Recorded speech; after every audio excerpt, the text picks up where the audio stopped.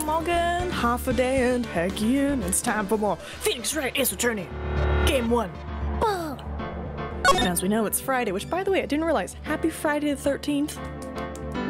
It's Friday the 13th, but usually on Fridays we do longer streams, so here we go. 13:11, making sure I'm getting the right one. Where were we? I'm talking to Emma. I'm at the detention center. Yes, I do have hints near me, so that way if we get stuck, we're okay. Also, I don't think I got that box achievement thing, but then again, the lunchbox quest isn't over yet. Quest case. Anyway, how's everyone doing? I hope you're doing good. We finished most of it, the Sage event for IGDB, so yay! Yay, congrats to everyone there. And now we're working on Hello Indie Tokyo Game Show. That's gonna take a minute, and I feel bad because I'm like, they're like, you want to help? And I'm like, I would love to, but I'm about to leave for TwitchCon in a couple of days. And they're like, oh no. I was like, I know. So, we are here. We have time. We are going to try to finish this today, and if we have enough time, we'll play a demo that was gifted to us by the devs. And it looks so cute. Alright. For those of you who are reading this, awesome. About how you were a detective 2 years ago. Good job keeping track. And how the SL9 incident was the reason for your transfer to the prosecutor's office. That's right. Could you fill me in on the details, especially about that unusual change of jobs? Oh, there we go. I suppose you have a right to know, Mr. Wright. Nope, sorry. A lot of revelations were uncovered at the trial today, not the least of which was the fact that this case is largely connected to another one 2 years ago. Evidence from that case was stolen as well, though I expected as much. I know how obsessive Officer Marshall can be. That trial, it really wasn't fair, was it? I believed in you, Lana. I believed that no matter what happened, you'd always stick to the truth. It couldn't be helped, Emma. At that trial 2 years ago, I sold my soul. Well, all drama aside, the fact of the matter is, at 5:15, there was no murder at the police department. Tell me it's not true, Lana. What the witness, Miss Starr, said about you stabbing Mr. Goodman with a knife. Lana, I don't understand. Why won't you tell us? Emma, this doesn't involve just me. I don't think I've ever seen Lana look so phased before. I'm gonna say she's getting blackmailed. Like, she has to take the fall for this, or her and her sister are gonna be in trouble. That's what I'm thinking. It's true, I was a member of the police force 2 years ago. She was amazing. They still talk about all the cases she and Chief Nat cracked together. Chief Nat? Gant? He was the deputy chief of police back then, but he still worked the crime scenes. Damon Nat. He was everything I aspired to be. They were the best team ever. They solved crimes before the reports could even be filed. Emma really idolizes her big sister. But now you're chief prosecutor. What happened? I always planned on becoming prosecutor. The reason I became a detective was to gain experience investigating crime scenes so you could use that experience in court, right? Nat's help in the SL9 case was crucial to its resolution. After that, he became chief of police and arranged my transfer.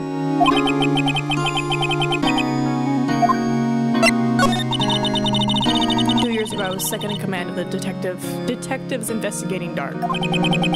Second in command? That means the investigation led was Damon Nat, right? Yes, Deputy Chief Nat and I shared the same office and the same investigations. They even had the same office. We led a team of the best detectives on the force. Detective Goodman, whose case it was, Jake Marshall and Angel Starr. It was the first time Marshall worked with his brother. He was quite gung-ho. Oh, their first case together and he dies? Without a doubt, Joe Dark was the serial killer. We asked him to come in for questioning. We were desperate for evidence. That was when his final murder took place. When he tried to murder Emma. Prosecutor Marshall was trying to save me from Dark. You see, the first person who happened upon the scene of the crime was me. Now you tell us. Oh. Damon Nat and Neil Marshall were the ones questioning Dark that day. The investigation was in its final stages, and Dark must have suddenly panicked. So he waited until Nat and Marshall let their guards down, then fled the room. From there, he ran straight to the office shared by Deputy Chief Nat and myself. That's where he found me. So you were the first person to run to the scene, Lana. It appears so. I was filing some papers while Nat and Marshall were questioning Dark. You know, just... Oh! Minding my own business. When I returned to my office, I saw 3 bodies on the floor and smelled blood. 3 bodies. Prosecutor Marshall, the victim, Emma, who had passed out, and the suspect, Joe Dark. During the struggle, it seems Mr. Marshall struck a final blow before he died. Joe Dark had incurred a minor concussion and lay unconscious. What did you do? To be honest, I panicked. I picked up Emma, carried her out of the room, and just held her. Can't blame her after all. Her sister must have gone through. Yeah, it's like, oh my god, are you dead? After that, I placed Dark under immediate arrest. Let me get this straight. You were all involved in the SL9 incident. That's right. Quite a coincidence, hmm? Coincidence. I don't buy it. What are you saying? There's no way everyone involved in this trial was also involved in that incident, just by chance. But that case was solved 2 years ago. At least one person went to extremes because they didn't believe it was truly solved. Officer Marshall. Yes, his actions came as a surprise to me as well. Ever since his brother died, he's changed completely. I guess he wasn't convinced with the ruling against Joe Dark. Life doesn't end with the closing of a case. Everyone has to live the rest of their lives with their memories. That case just might not be over yet. Emma was assaulted by Dark at the police department, right? Yes, in the office that Damon, Nat, and I shared. The office that Mr. Nat now occupies by himself, the Chief's office. Maybe we should have a look at the Chief's office, the site of the final SL9 murder. Okay. So let's go to the Chief's office. He's police, so I would go to the police. I don't see Detective Gumshoe anywhere. Things seem kind of quiet around here today. You're right. Chief of Detective seems the same, though. Dun, dun, dun, dun, dun, dun. Why don't we go look for some other people to talk to? Right. We can come back here later. Any chance you'll let me in? That man must be the Chief of Detectives. He's staring at the screen so hard it might shatter. What? Dark case may have been fabricated. That's what I thought all along. I just never bothered to tell anyone. Now there's a guy who cares about his work. So this is the police mascot. The Blue Badger, the future star of the police force. The design's a little changed from the one outside. Ah, well, the Dancing Blue Badger trademark is still under development, you see. You have it trademarked? Absolutely. It's cutting edge stuff. Very now. I showed this doll here to my daughter and she burst into tears. Don't show her the movie mock-up outside then. You'll give her nightmares. Alright, move.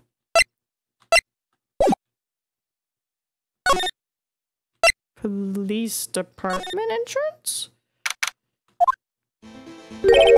Howdy, Bambino. Mr. Marshall.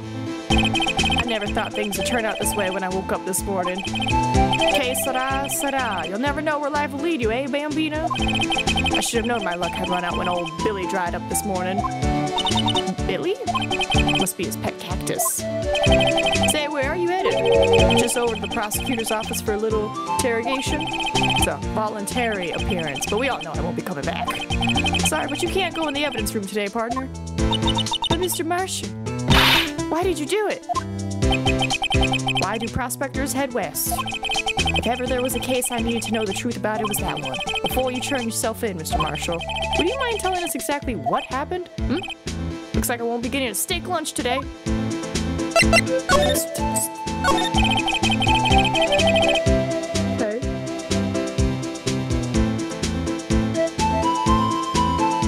Yeah, from the Criminal Affairs Department, I'm supposed to go to the Chief's office. Well, I couldn't get there, so... Something fishy about that trial from the morning. Beginning, it was just me either. All the detectives thought so. What do you mean, fishy?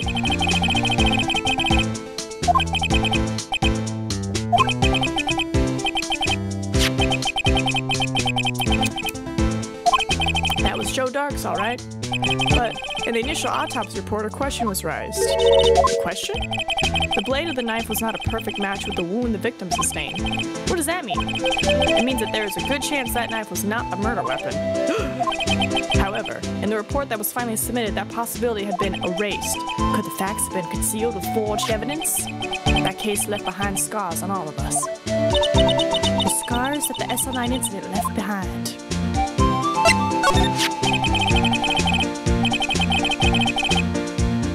Yeah, because they're like, oh, from... Hold on. Oh, I see. I've scrolled too far. Yeah, detention center, and then police department. Okay, so from the police department, it is the chief's office. Okay, I am on the right trail. I got the looks, but he got the brains. He was one of the best prosecutors around. I had just made detective when it went down. It was our first case together, and our last. How old was he? Your brother. He was 27 at the time. He was awarded the highest honor that very day. The highest honor, the king of prosecutors. I knew it. What are you looking at me like that for? That's an honor for a prosecutor. Mr. Marshall must have really been close with his brother.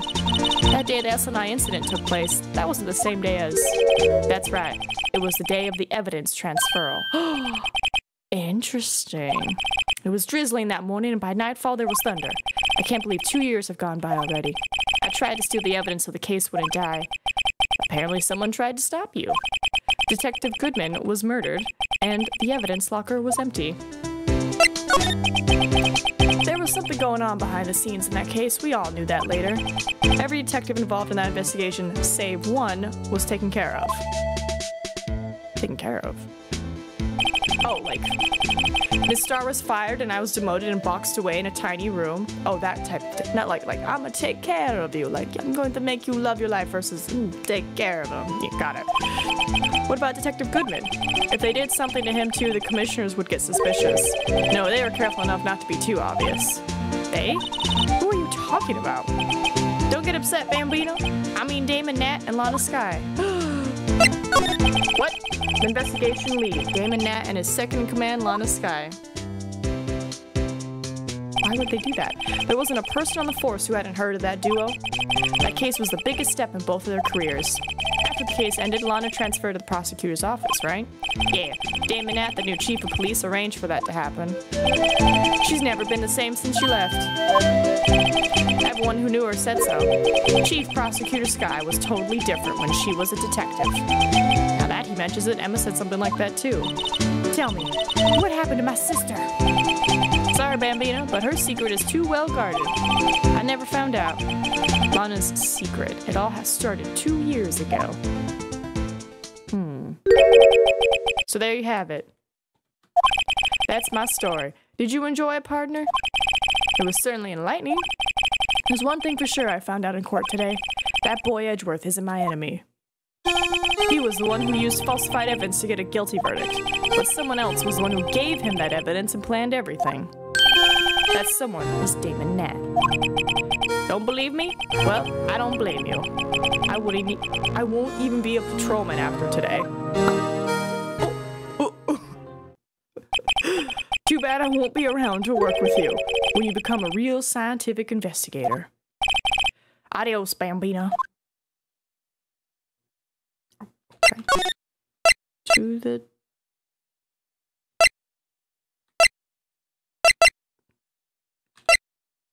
Well, I'm at the police station, but will this get me into... Or do I need to go back to here? I need to go back to here. This place is always pretty empty, but today it's deserted. That must mean everyone's busy solving crimes. You know, doing their jobs. Oh, if you're looking for the others, they're all in the conference room. Thanks? Wow, he actually talked to us. With the chief prosecutor saying what she did and the decision about what to do about Mr. Edgeworth, not to mention our statement to the media and tomorrow's trial, there's more chaos going on than Thanksgiving and Christmas put together. I think festive is the word usually used for those. Sir, we'd like to have a look around Chief Nat's office. Just use the connecting hallway to the other building and take the elevator to the top floor. Really? You mean it's okay for us to go in there? I mean, we aren't police officers or anything. Hey, you're right. You can't go in there. It's off limits. Now I see where Detective Gumshoe gets his unique charm. Well, what are we waiting for? Let's head to the chief's office. Do do do do do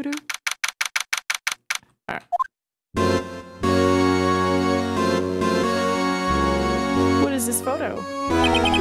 Whoa, where am I? In the chief's office, silly. At least that's what it said on the door.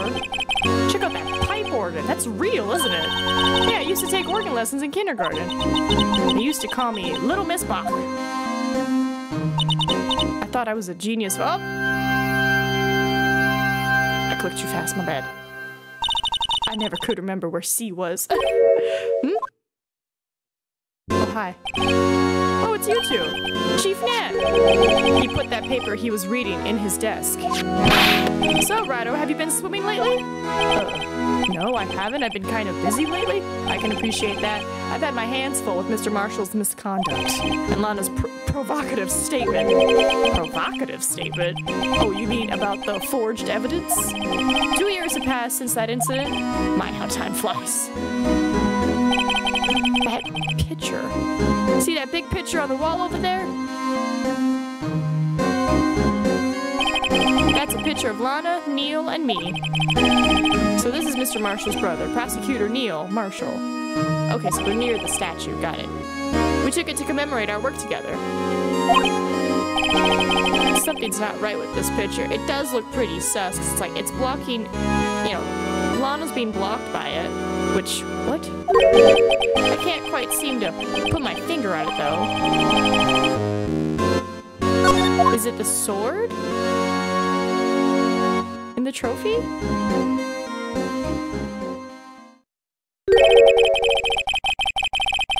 Anyway, I'd like to reminisce all day, but there are matters that need my attention. I'm gonna lock up here, so let's go out together. Oh, but this office, it was a crime scene 2 years ago, wasn't it? That case has long since been over. There's no need to investigate anymore. All the same, we'd still like to have a look around. Perhaps you didn't hear me. I said there's no need to investigate it anymore. Now hurry up and get out! Okay. Looks like we aren't welcome. It seems that case isn't over with yet, after all. What do you mean? Chief Nat denied our request to search the crime scene. That means there must be a reason he doesn't want us looking around in there. You mean like a clue? There's gotta be a way we can get inside the chief's office. Well, hold on. Let me look at that picture. Yeah, see? There's no sword on this one. But this one has a sword.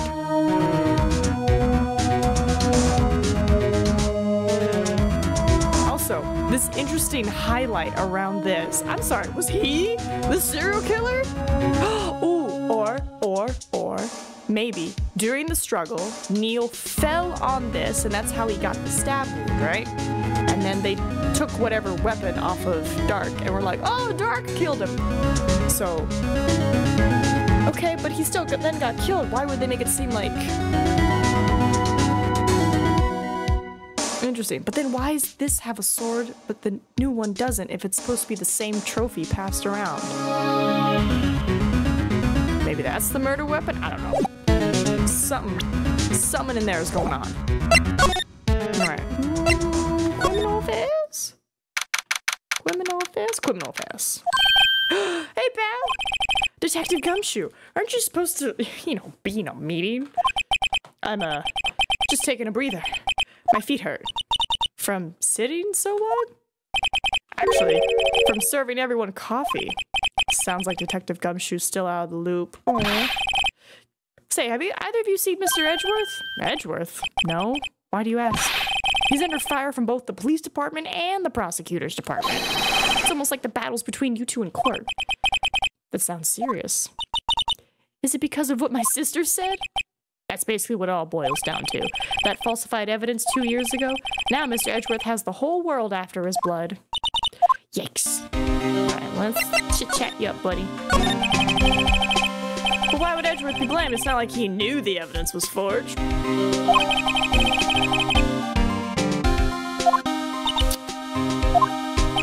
Regardless, the prosecutor's responsible for the evidence they present in court. Not only that, but as you know, there's been a lot of rumors going around about Mr. Edgeworth. Yeah, everybody's just being meanie pants, and they're just jealous. His amazing talent as a prosecutor kept him safe from those who don't like him. But now, with this, are there really so many people who hate him? Hello there, oh lovely Meepleton Overlord. Oh, hello, Louis. Again. How are we doing today? I am doing well. I played the Baldur's Gate yesterday and the Lethal Company because it was Thursday, and as we know, Nina does co-op streams Thursday night. It's a lot of fun. Hey, Dick, keep up the good work. Let's go out for lunch again sometime. My treat. Yes, sir. You gotta take me back to that joint sometime, okay? Yes. Seems you don't have any problems with enemies. Yeah. I am excited too. And I'm like, it's Friday, which means we got 6 hours. And I'm like, I'm pretty sure we can do it in that time frame. And I'm like, we're on day 3, so I'm like, okay. We're investigating, and then it's court, and then hopefully, it goes. Actually, I took a look at the file earlier while the coffee was brewing. Seems generally concerned for Edgeworth. Well, did you find out anything? The only evidence Dark left behind was during his final attack. His final attack, you mean, when he killed Prosecutor Marshall, who was trying to protect some girl. You can easily finish this, including having some time for something afterwards. Yes, we're gonna play one of the games that was gifted to us by Adept. It's a demo, but still, I want to play it. I want to play it. And then we got another dev gifted game, so I'm like, I just gotta scoot that afterwards. And it's from the same people who made Coralina. They were like, we're working on the second chapter, and they're like, hey, remember when you played the first one? Here's the second one. And I was just like, yeah, I was like, it shouldn't take too long. That's when he left the most incriminating evidence of all. Well, what was it? Oh, let's see. I think it had something to do with the murder weapon. Oh, I forget. Look, it's all written somewhere here, okay? His powers of recollection never fail to impress. Maybe we should show him the murder weapon. It might jog his memory. Alright, let me do that real quick. Present. Nope, that's current case murder weapon, old case murder weapon. Meanwhile, I started the sequel trilogy myself 2 days ago. I saw the screen, the Steam achievements. Very nice, very nice. It has a tag attached to it with the label SL9 incident on it. I believe this would be the broken murder weapon you were speaking of. What are you doing with that? Ever since that case was closed, that knife's been locked away in a locker. On the day Detective Goodman was murdered, this suddenly disappeared from the locker and was found in Mr. Edgeworth's car muffler. That's it. Now I remember what that incriminating piece of evidence was. When you showed me that knife, it all came back to me. Well, what is it, Detective? Quick, before you forget again. Also.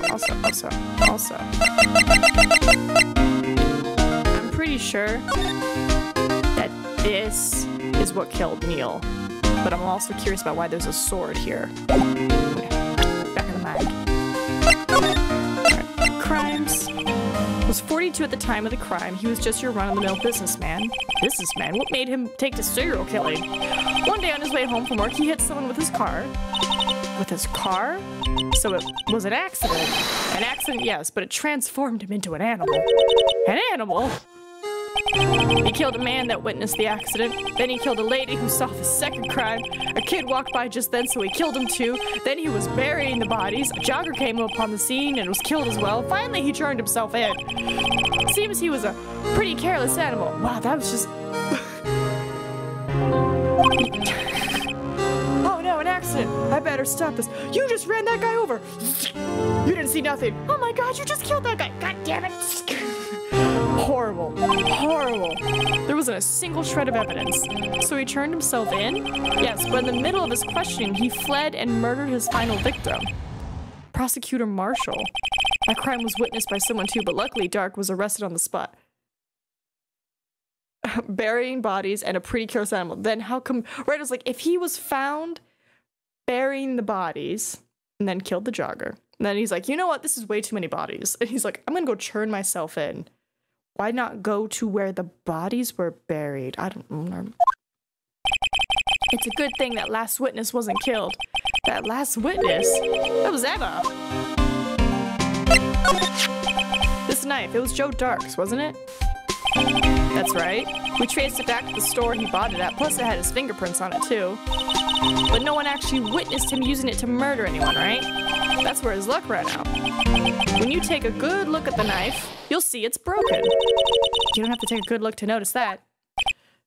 Yeah, well, anyway, take a guess where the broken off tip of the knife was found. That's what did him in. What was it? Victim, Neil Marshall, was carrying it. inside his own body. Dun dun dun. It was found deep inside the stab wound. Did it match Dark's knife? You bet. Down to the last fiber. I bet it didn't. I'm looking at that, and that doesn't look like it matches. That's pretty conclusive. Died from punctured heart and lung. A knife tip was in the wound. Broken tip was found in the victim's body. Belonged to murderer. Yeah, like looking at it? I don't think so. I don't know. Well, there you have it in a nutshell. That's all I know. Can I ask you one more thing? What is it? If it's money you need, you should ask Chief Nat. It's not money, but it does concern the chief. His office is a crime scene, right? It's where the prosecutor Neil Marshall was murdered. The chief's out now and his office is locked, but we'd like to have a look around if that's okay. Well, any detective ID card can lock the door. What, really? But if I let a civilian in there, I'd be charged with breach of trust. Breach of trust? Simply put, I'd be canned. Oh. Sorry, pal. I don't plan on getting fired because of you. How about this ID card? It was Detective Goodman's. That won't work either. The date was deleted the day he died.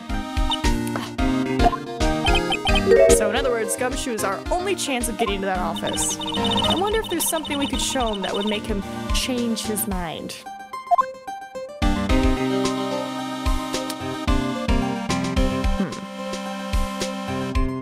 I don't think we can change it yet.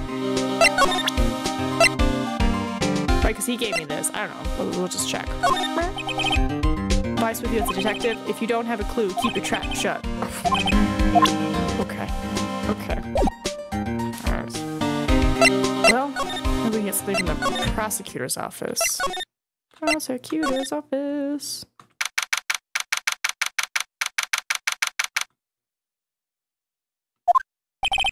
No one's here today, not even Miss Starr. Everyone's probably busy looking into what exactly went down in that evidence room.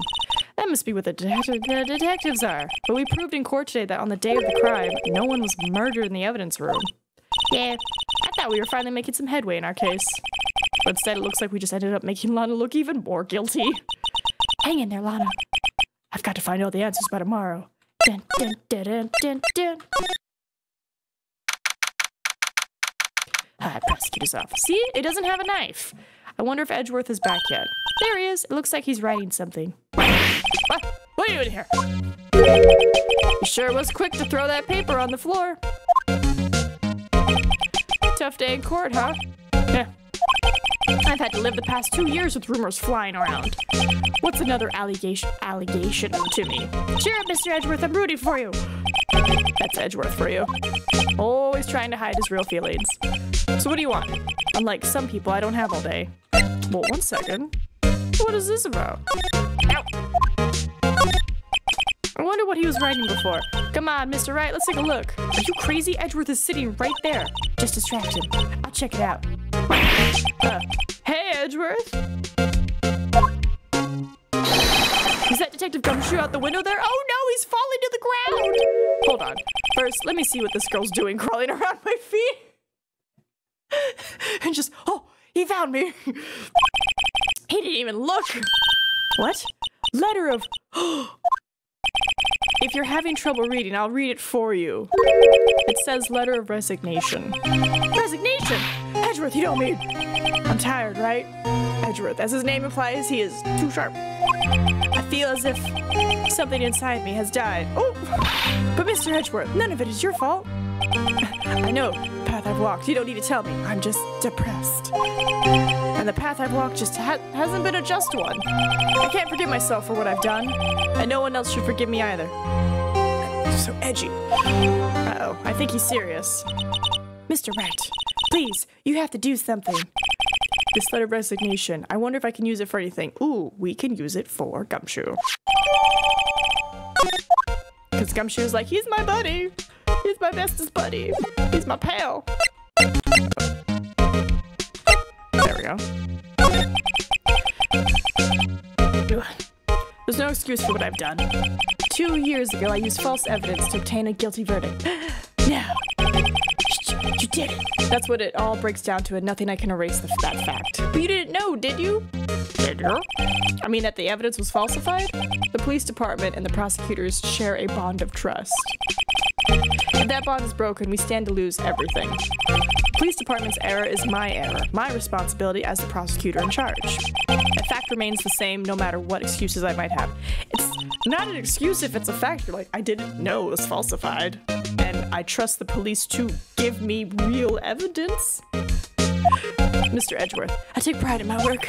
So tell me why. Why has it all come to this? Even Edgeworth can't keep this kind of emotion bottled up. Let's see. Good news, we now have a doggo over for undetermined time. Bad news, it's because her owner, our neighbor, fell down a ladder and is now hospitalized with both wrists broken. She's fine though. Besides, oh, he's fine though. Besides that though. Oh, that's horrible. Both broken wrists? Oh man, that sucks. Are you up for the trial tomorrow? First last year's trial, and now this one. Seems all you do is worry about me. To be honest, you're getting on my nerves. But Mr. Edgeworth, you can't just walk out on the trial. Tomorrow's the last day. It's too late to change prosecutors. I'll bet that's what my superiors are banking on. I never thought that case would come back to haunt me like this. What do you mean? The list of evidence. It seems too short. Most lists run twice as long. It's only half as long as most lists? That is odd. After Neil Marshall was murdered, I became prosecutor for that case. I may not have been part of the investigation, but I knew what I had to do. Use the evidence I was given to prove the suspect guilty. That was really the only thing on my mind at the time. Say, we just saw a picture taken around that time. That picture. Something strange about it. Yeah, let's present it real quick. Nope, wrong button. Seems all you do is worry about me. Yes, that's what boyfriends are for, you big dummy. Of course I'm gonna worry about you. You're my bestie, my boo, my friend, all of the above. This picture was hanging on the wall in Chief Nat's office. Prosecutor Neil Marshall, he had just started making a name for himself. Looks like this was taken when he received the King of Prosecutors trophy. Speaking of that, there's something that bothers me. Yes, that trophy Mr. Marshall is holding. It's a little different than yours. Yes, you're right. Ah, I remember now. Remember what? That was what the official prosecutor's trophy looked like until 2 years ago. There's a story behind its design. A story? Sounds interesting. Would you mind telling it to us? Even though I ship Phoenix with someone else, but A, polygamy still is viable, right? Like, who says you can't have multiple? Be like, this is my partner, and this is my partner, and sometimes I face my partner in court, and we really get into it. It's simple, really. Contradiction. That's what the award's based on. Contradiction? Okay. Let's finish talking to you. Could you tell us again about what happened that day? The day Detective Goodman was murdered? You were participating in a ceremony over at the station, right? I've never cared for ceremonies, but I had to attend that one. Because you were awarded this? Those receiving awards can't exactly skip out on the ceremony. I finished up at the office in the morning, then drove over to the police department. You finished up at the office? Yes. Just odds and ends. Clerical stuff. I didn't plan on returning to the office that day. That is, until I was asked to take something back. Take something back? This. Oh yeah, Chief Nat asked you to hold on to that, didn't he? Yes, it was a piece of evidence in a case that was closed half a year ago. Why does that screwdriver look like the one from, like, a previous case? He asked me to bring it back to the prosecutor's office. That's the story we heard yesterday. So you came back here to the prosecutor's office because the chief asked you to. That's right. I think Goodman was killed in the evidence room. Then Nat picked up his body, put it in Edgeworth's car, and then Lana opens the door, the trunk, and is like, oh my god. And then, gets him out, tries to take the knife out, looks like he's stabbing him, and then he just, This award originates from an ancient Chinese tale. In Chinese, the word contradiction is written with 2 characters. The first means halberd, and the second means shield. Have you heard this story? Because it might very well be the same screwdriver. Remember, both Edgeworth and Gumshoe were leading the investigation for that case, so either of them could have easily had in their respective locker, right? That's what I'm thinking. And I'm thinking Nat killed Goodman because maybe Goodman found out that Nat killed Neil Marshall with his statue little knight dude, right? And I'm thinking Goodman was going to pull the plug, and then for whatever reason, Lana opens his trunk and is just like, oh my god, Goodman, you're bleeding. There's a knife in you. Let me take it out. Oh, someone thinks I'm murdering you. No, puts it back. Something along those lines. Me? Sure, everyone knows that. Why don't you tell it, though, for Emma's sake?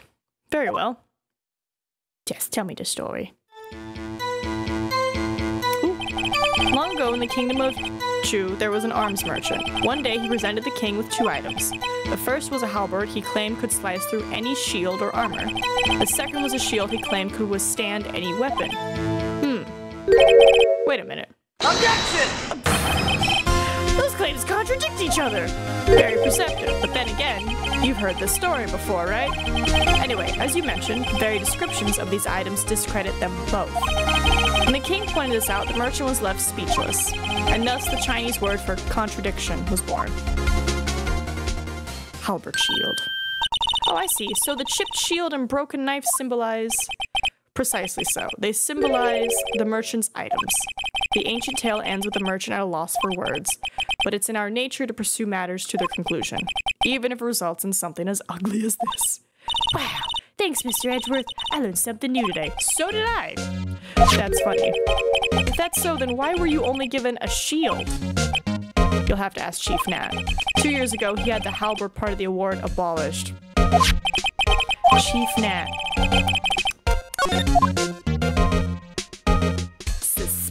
Suspicious all around. Alright, let's go see if we can give the resignation letter to Gumshoe. Excuse me. Would either of you care for a quarter pound of roast beef? I would love it. Miss Starr, I guess she's out of lunches. You certainly are the curious sort, aren't you? Kind of like the first person who sought to cows to discover milk.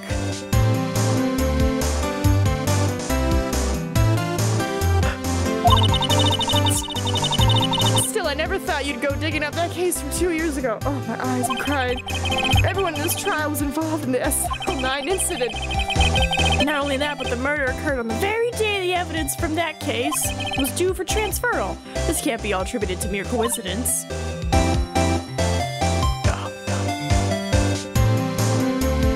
Apparently that was the last lunchbox we needed. I didn't get anything. Aren't you forgetting something? You know, that little scene I happened to witness? The instant Lana stabbed Detective Goodman with a knife. No matter how much of the past you dig up, it won't change what I saw. Roast beef is meant to be savored when eaten. Miss Starr's hatred toward Lana. It all dates back to 2 years ago. There it is! Check out every lunchbox Angel Star has to offer. We got it. Huzzah! Guys, let's talk to her. Joe Dart, that's a name I'll not soon forget. We trailed him for half a year. Or, oh, the pressure. Still, I don't think I was even more alive than I was then. Those days were steamier than a bowl of hot gravy. Poor old Jake Marshall. Though, must have been going through hell. You mean, because of his brother's death? They were close, those two. After Neil died, something took over Jake. He became obsessed. Seeing Jake like that made her all the more desperate. What? Seeing Jake like that made her all the more desperate. Her? Oh, what a sky. I was like... I was so ready. My sister? The best of the best were put on that SL9 case. Of course, they are led by that legendary duo. Lana and Chief Nat.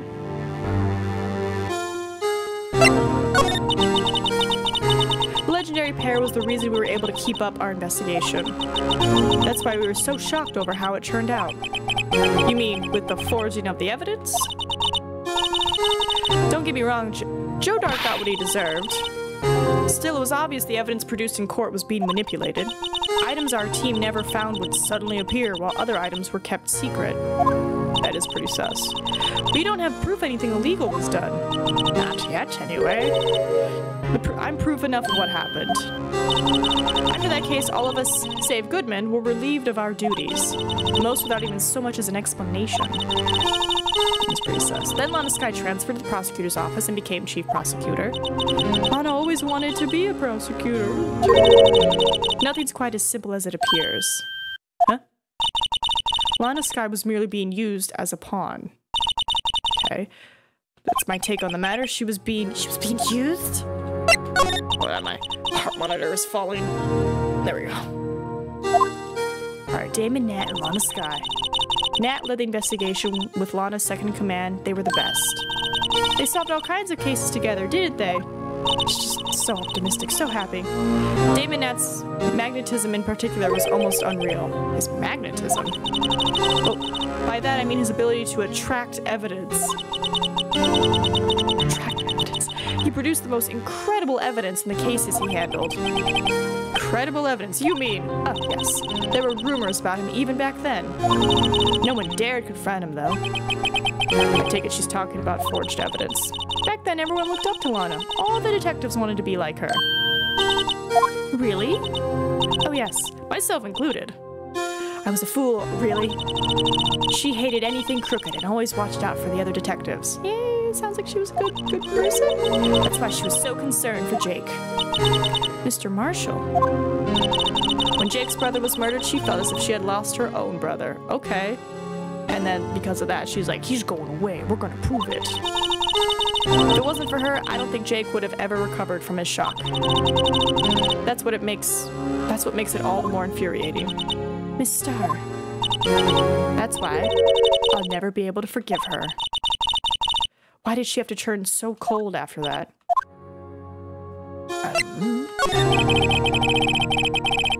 Lana transferred to the prosecutor's office 2 years ago, didn't she? Yes, thanks to Chief Nat's powerful influence. Chief. That's right. Having solved the SL9 case, his position as chief was secure. There was only one thing left for him to control. And then no one could stand in his way. The prosecutor's position? The prosecutor's office. What? You mean that's why Lana was transferred? So he could have ultimate control? If he could control the chief prosecutor, he could control the prosecutor's office. That must have been his goal all along. But how could he control Lana? I don't know, but one thing's for sure. Ever since that case ended, she's never been the same. It's only logical to conclude there must have been a reason for her change. At last, I'm finally getting close to the bottom of this ugly mess. Thank you, Miss Starr. You listen to me, rookie. It takes more than just ingredients to create fine cuisine. I hope you turn out to be a better chef than I've been. I'll try. Alright, let's go to talk to... Alright, Gumshoe. I have things for you. Yo, you're back! You're still here? I gotta make 150 copies of these files. Brewing coffee, copying files. I'm turning into a regular DJ. You're a DJ as well? Deputy Junior. If I'm not mistaken, I think he means desk jockey. Oh, that's DJ. I gotta admire your persistence, but my answer's still no. I'm not letting you to the chief's office. Spirit. Get my neck on the line. That office is the last crime scene in the SL9 incident. I have to take a look in there. There's gotta be something we can do to make the detective change his mind. Yeah, we're gonna show him his letter. And be like, you sure? You sure about that?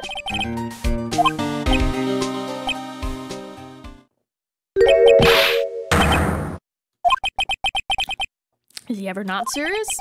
I can't believe they've pushed him this far. Mr. Edgeworth really feels responsible. When I first met him, I thought he was as cold as ice too. But I know different now. He trusted us detectives to provide him with sound evidence. But we betrayed him. Detective. That's it. I've made up my mind. But, here, take my ID card. We can't do that. If someone found out, they wouldn't let you off the hook with another lost item report. Look at me. It's no secret I'm already out of the loop. After all, I'm friends with Mr. Edgeworth. Depending on how this case turns out, I may already be as good as terminated. What? So at least, let me do this. For Mr. Edgeworth's sake. All right, detective, thank you. Gumshoe having a casual, small existential crisis. You know what we're here for? We thank him. Chief's office. Here goes Mr. Wright. Oh, here goes Mr. Wright. No, like, ta-da! That's an interesting vase. We're in. If anyone finds us now, Detective Gumshoe's a goner. If that happens, I'm counting on you to bail me out.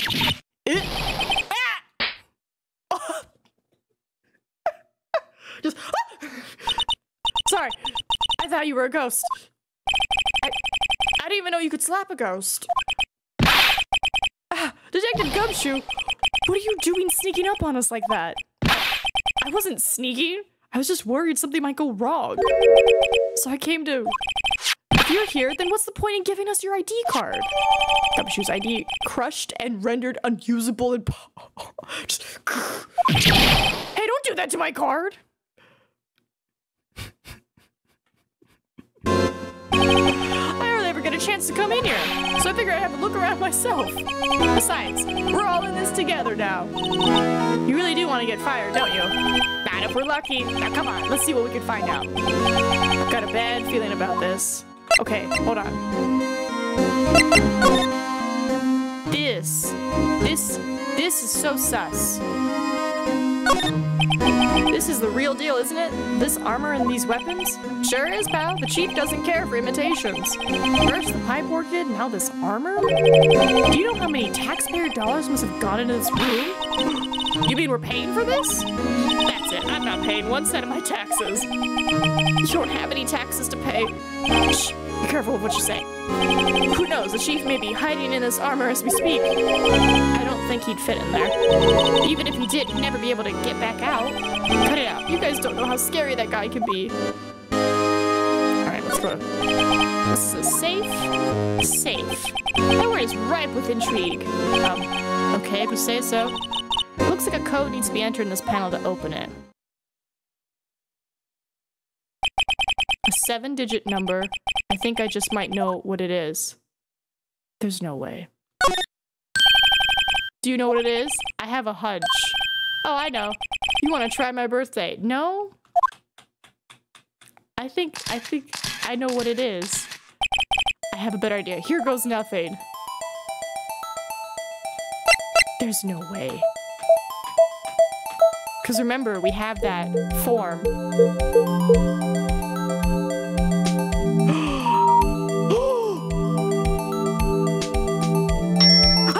Oh, it's him! Bingo! What number did you enter? Whose birthday was that, pal? 777. The final ID card number on the record. Ooh! Ooh! Ooh, you're going down! The number of the mysterious executive officer who entered the room that day. You mean 777777777? That ID number? I think you're 17 shy this time. This can only mean one thing. That's Chief Nat's ID number. You say, anyone care to look inside?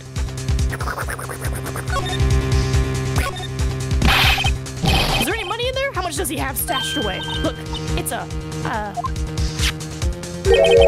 shard from a broken cup. The cup from the evidence room. This somehow looks familiar. Where have I seen this before? There's something else in here, too. What's this? It looks like a piece of leather cloth. This is a handprint, isn't it? Hey, I saw someone wearing a shirt like that once. You think the chief made up the design? I don't think so. Oh, well, it was just a thought. Is that it? This is all that was in the safe? Apparently so. It's empty now. Piece of cloth with a handprint on it, and a broken shard from a cup. They look like pieces of evidence. Yeah, but unless you can prove they have something to do with this case, I'm afraid I can't just let you take them. After all, it's my neck on the line here. Great. Now I have to prove their relevancy to get them. How are these two items related? Come on. There's gotta be something we can show the detective. Hold on. Back. Present.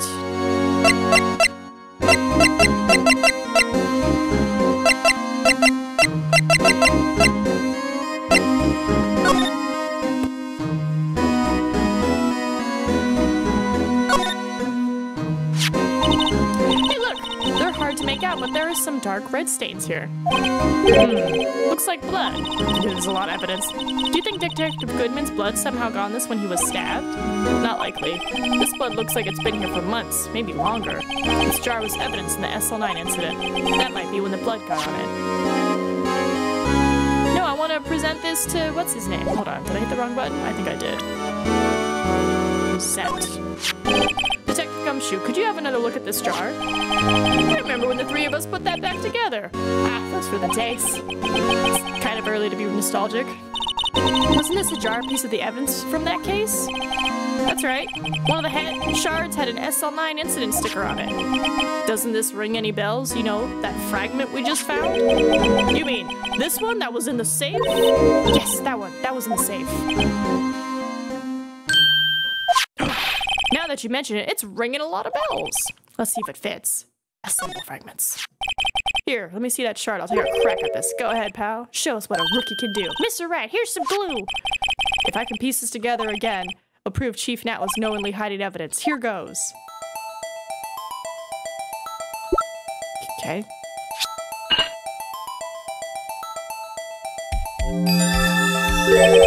There, it fits like a charm. That, of course, means Chief Nat willingly and knowingly hid a piece of this jar in his safe. In other words, he concealed a piece of evidence from the SL9 incident. But, hey guys, get a load of this. What is it? This piece you just attached. It's different from the others.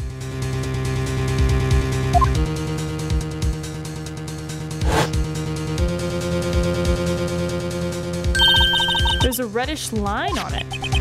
A reddish line. That's blood. I don't get it. Why would Chief Nat hide this in his safe? Right, because it's like blood and it's like what? Like someone tried to write something? It looks like the beginning of a star.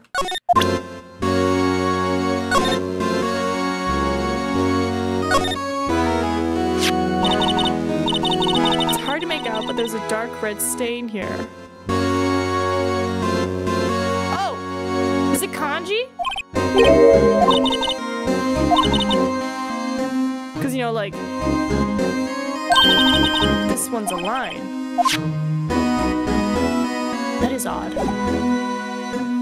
Okay, and then the other evidence. Let's see if this works. Can't believe Officer Marshall would do something like that. You know Officer Marshall? Of course I do. He was like a mentor to me. When I first started out, he even gave me a small cactus. Really? He said, she'll listen to all your troubles. Note to self, Detective Gumshoe talks to a cactus. Hard to believe he's just a patrolman now. Someone ought to trade places with him. What? Why are you looking at me like that?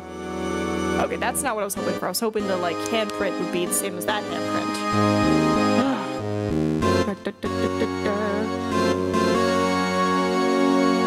Fingerprint set. Oh, like, are we gonna actually do fingerprinting? We're gonna do fingerprinting. Detective Gumshoe, I'd like you to have a look at this. Hey, I know what that is, so you want to take some fingerprints. That's a great idea, Detective. Alright, go to town. What are you doing? Why are you sticking out your hand like that? Go ahead, take my fingerprints. It's not your fingerprints we want to take. Huh? Come on, this isn't the time for jokes. We're talking about that cloth we found in the safe. Oh, yeah, I knew that. The one with the handprint on it, right? Sheesh, where's your sense of humor? Yes, finger that print. Oh, wait, I mean, oh, whatever, just do it. Give me the fingerprints. Okay, Mr. Wright, let's check for prints. Sprinkle the powder on that cloth.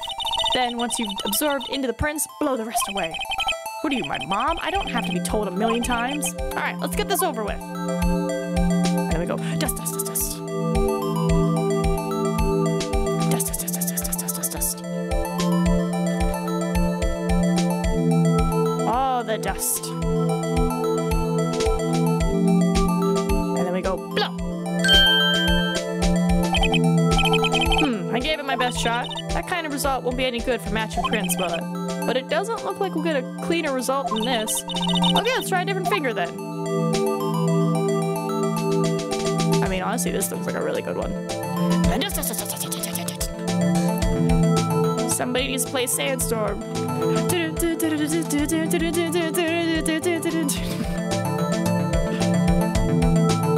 Alright, just.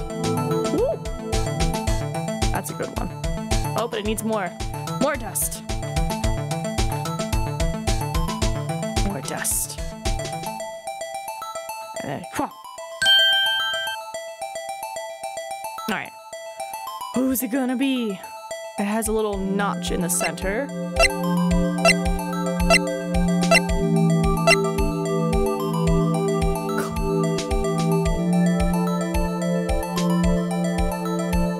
Emma!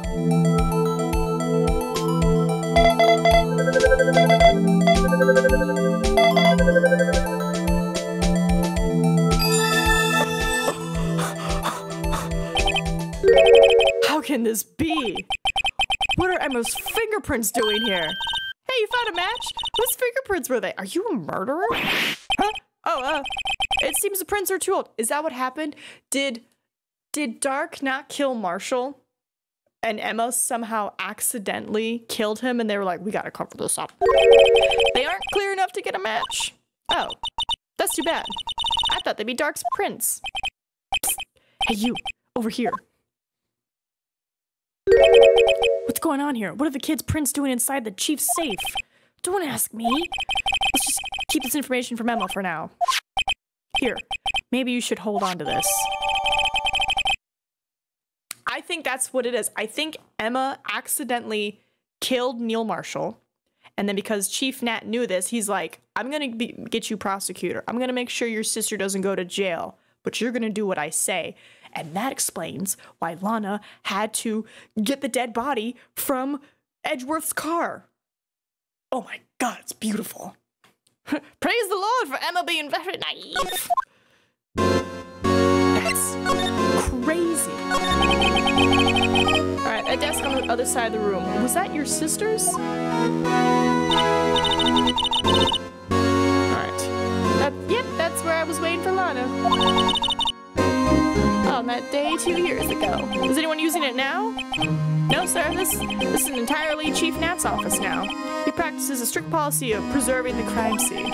That's a strange reason to leave it there. He leaves it as a warning to everyone else. He wants us to always be alert. He told us so himself at our New Year's party. Nina coming in with the wild theories. Are they wild? It's making sense. Chief Nat is blackmailing Lana because he knows that Emma may or may not have killed Neil Marshall. And instead of sending her to jail, he buried the evidence. Of course, he was pretty intoxicated at the time. I see. So ever since Lana left, no one ever touches that desk. No one except Chief Nat and the cleaning lady who's in here each morning. Still, 2 years have passed since that incident. To be fair, yes, it is wild far-fetched, but so has every case after the first bit. Is it? Blackmail, corruption. Sounds like reality. Alright, there possibly can't be any clues remaining. Can I ask you something? Sure. You only came here to look around, right? Because it's one of the SL9 crime scenes? I mean, that's your only reason for coming here, isn't it? Why do you ask? You don't think? Nah. You wouldn't be. No. No, there's no way. Never mind. Don't worry about it. Okay? Now then, let's take a look around. Hold on. Not so fast, buddy. Huh? What is it? When someone tells you don't worry about it, it's supposed to start bothering you, pal. You don't just let it go at that time. Sorry, this guy's starting to get on my nerves. Okay, so what's bothering you? You two don't think. Chief Nat might be a suspect, do you? What? He's right, Mr. Wright. What do we think of him? Chief Nat. So it's finally come to this. What do I think of him? Perhaps it's best I don't divulge my feelings yet. There you go, ignoring me again. Alright.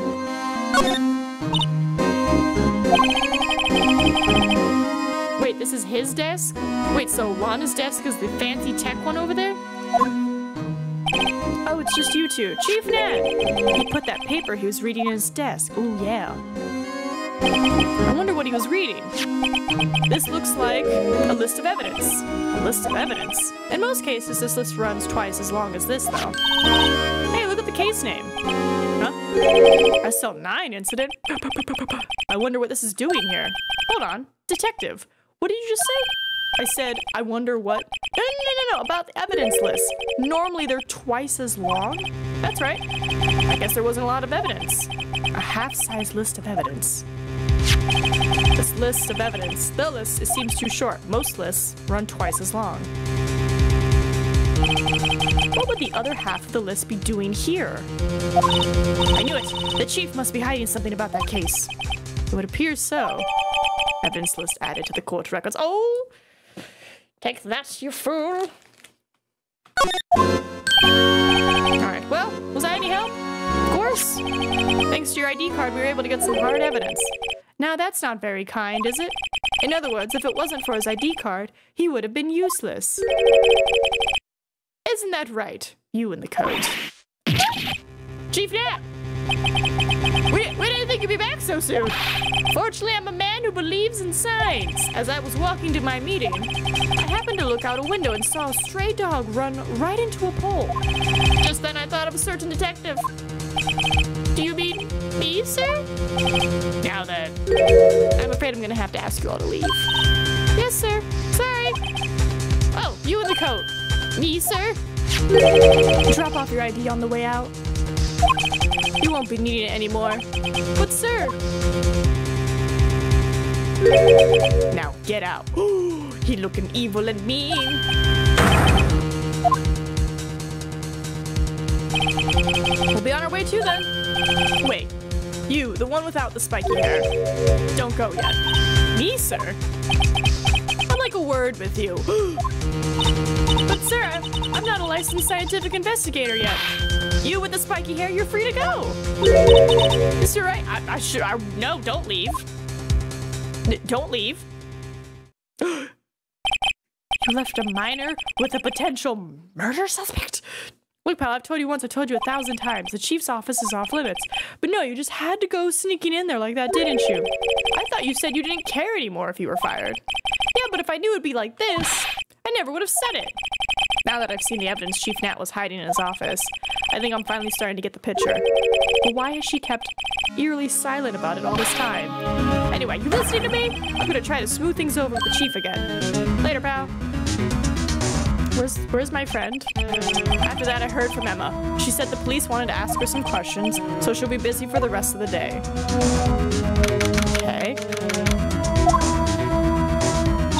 I see. So the chief asked Emma to come in for questioning. It's no use thinking about it. Tomorrow's the final day in court. I've committed to doing everything I can to defend you, which is why I'm here. But I've already told you all I can. What you've told me over these past couple of days is absolutely nothing. Not a single useful thing. Really? I believe I did mention something quite important. Something I told you right at the beginning. I said that I was the one who stabbed Detective Goodman. You know, I think I finally figured it out. I know who it is that's lurking behind your words. Mia did a good job mentoring you. I'm rather jealous. It seems Edgeworth was right. Edgeworth? Once you're convinced you know something, no one can persuade you otherwise. Thick-headed is the term he used, I believe. Now's my chance to get her to tell me about the rest of the story. Evidence. Evidence.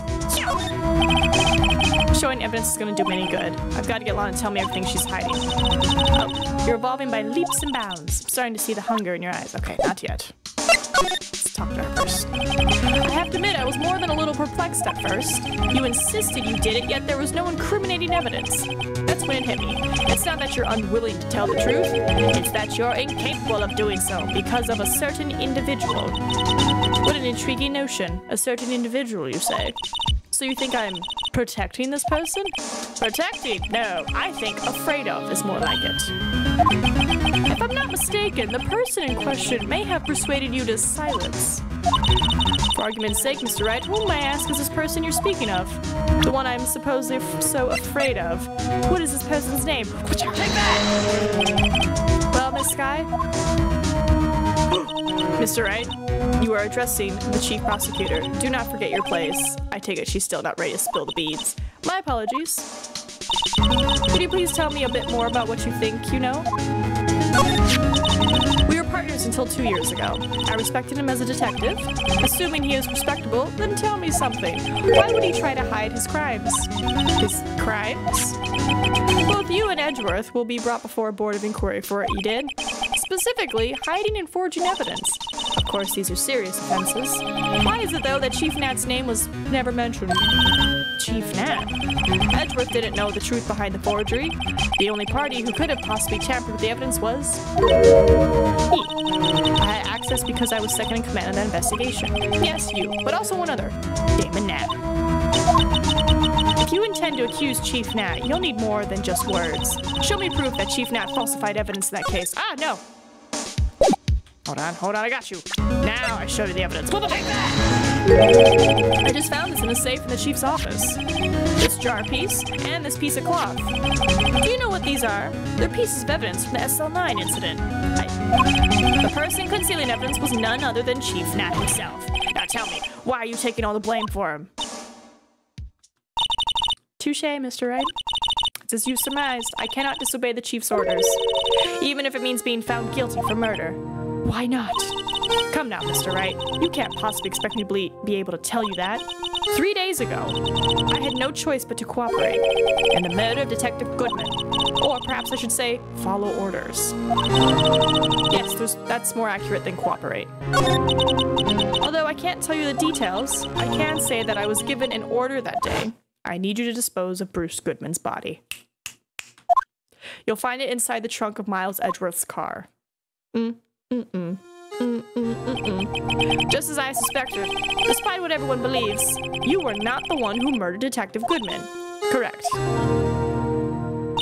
I was trying to take the body out of Edgeworth's car. The trunk's lock was broken, and I discovered that murder weapon while inspecting the body. The murder weapon? You mean Edgeworth's knife? No. When I found the body, this was the knife stuck in it. The knife from the SL9 incident, serial killer Joe Dark's knife. I couldn't just leave that knife in him, so I took it out and stabbed him with another knife. Oh my god, I'm on a roll. Ooh. That would be Edgeworth's knife. That's right. Even though he was already dead, my hands were shaking at the thought of stabbing him. Why has it always got to be Miles who gets in unrelated trouble? Because he's a prosecutor. That's why I ended up cutting my hand. And that is the reason for the bandage on your right hand. Yes, it seems that I got blood on the victim's shoes as well. And then she saw me just as I plunged the knife in. Miss Starr, huh? God, it's like, let me just hold up this dead body and... Why did you need to hide Dark's knife so badly?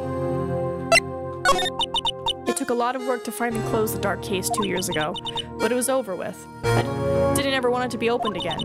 My intent was to prevent that, by whatever means possible. So, you hid Dark's knife. The weapon used to stab the detective was evidence of the Joe Dark case. Miss Starr, the most unreliable, reliable witness. If word got out, which it would, reporters would have a field day with that.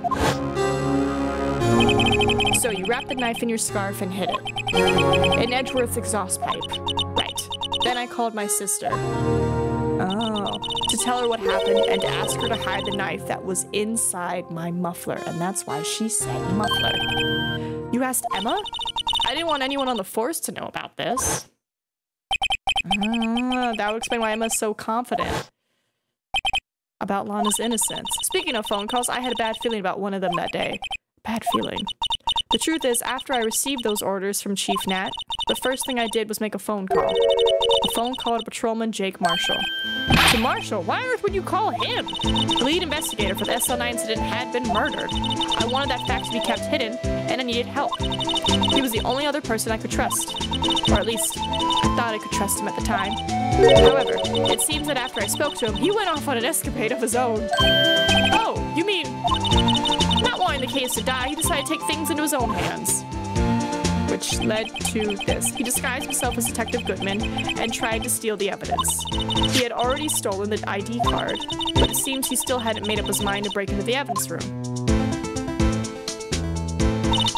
After my phone call, any remaining doubts he had must have disappeared.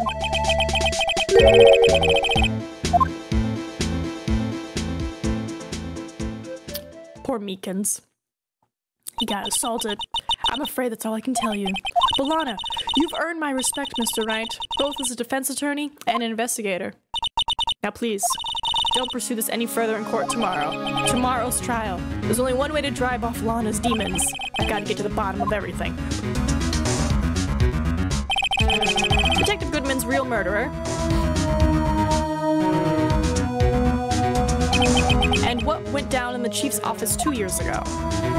Pretty sus.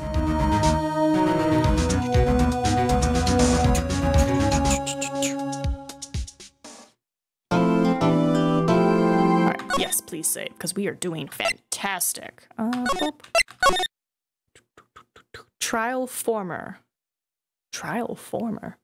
Oh, so that means there's gonna be a ladder? Okay. We're getting there. It's been an hour, but we're getting there. This is the defendant lobby, all right? But there's no defendant. I've been trying to reach Lana all morning. Where could she be? And where's Emma, for that matter? It's almost seemed as if something's been happening behind the scenes. Hey, Edgeworth. Knowing you, you've already figured it out. Who the owner of the 7777777 ID number is, that is. Soon we'll be done with this journey of a game. It has been a journey. Well, I have a pretty strong hunch. Your boss. Looks like I'm not the only one who's figured it out. Wait, not your boss. Your boss's old coworker.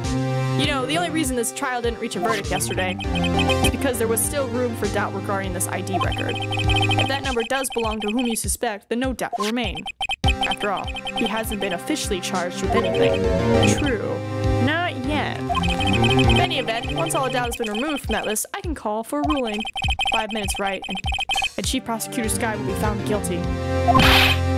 But she didn't do it! I figured you'd say as much. That's why I came here, to hear what you have to say. This is the first time he's ever done something like this. Lana's hiding something, and the only way we'll ever know the truth is to draw it out of her. The truth? Everything goes back to the SL9 incident. Don't be stupid. Today's the last day of the trial. We don't have time to reminisce about the past. That depends on you. If she's found guilty, you'll lose your only chance to find out what really happened. I'll think about it. And the next 2 games are even more of a journey. I'm excited. See you in court, right? I'm gonna be eating a snack, so I'm just gonna mute myself.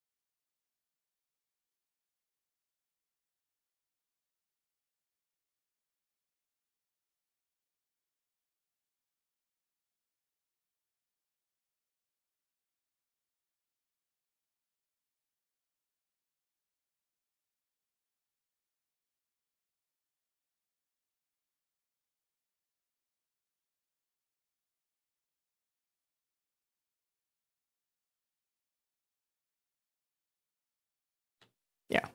We were just talking about his tie. Alright, so we're gonna bring up Emma Skye, the supposed killer of one of the people.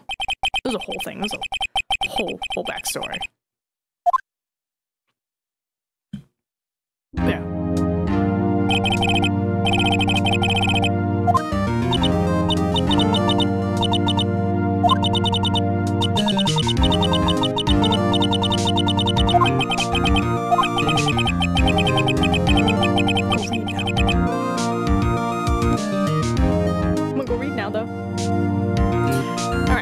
The serial killer Joe Dark of the Joe Dark killings. Is this correct? Yes. I'm trying my hardest to forget about that, though. I'm sorry.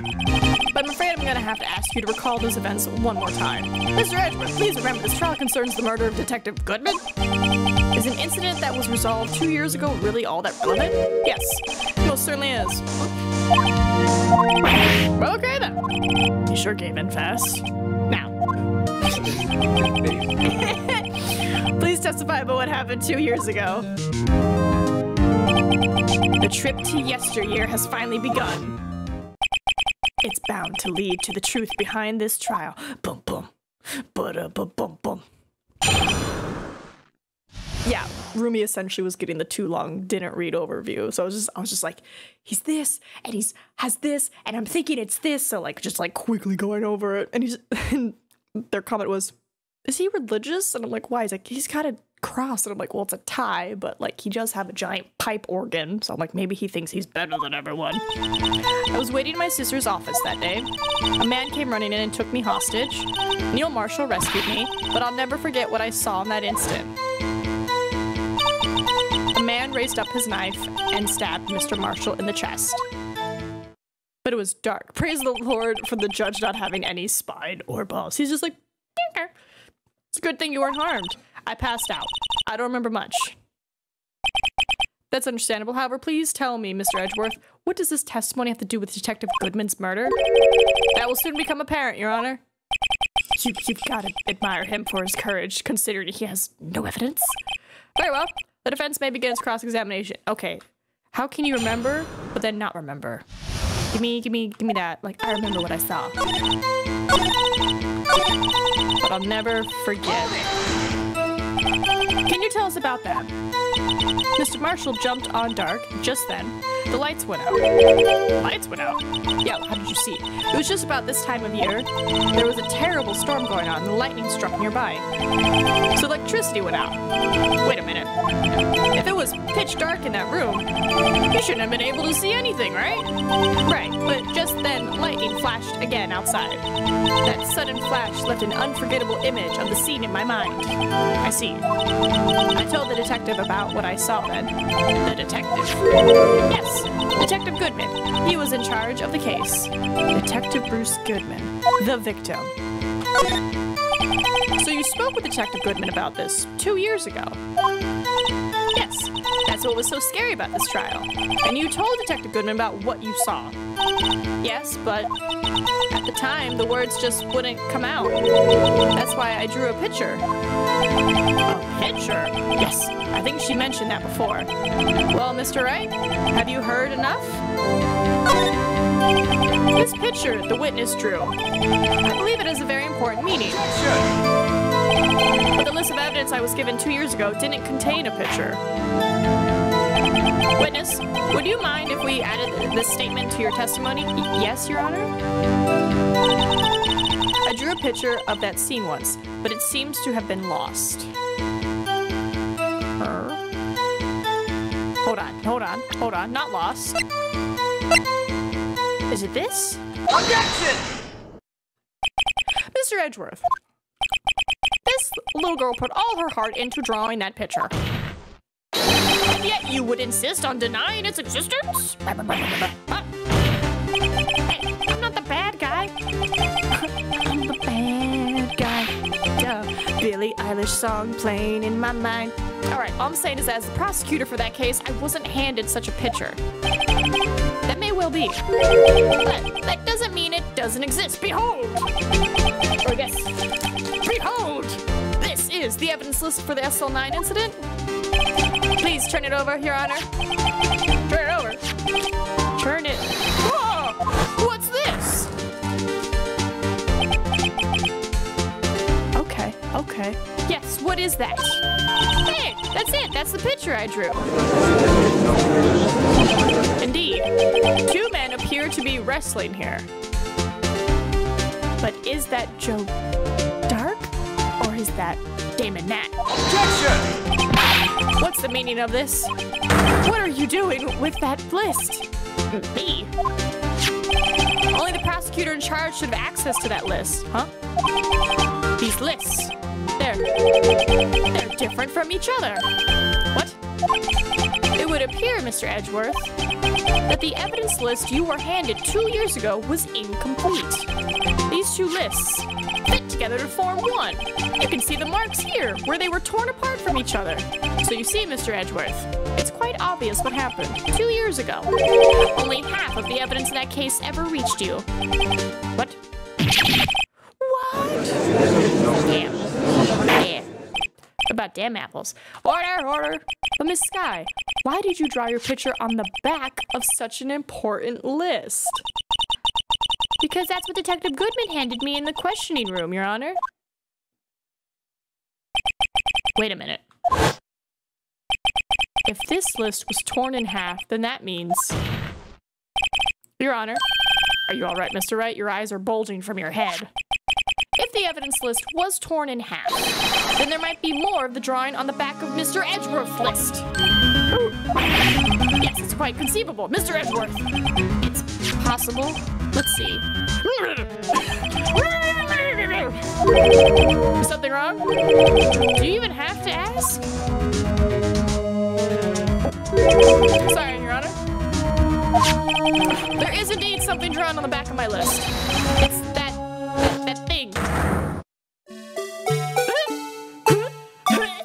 The blue badger?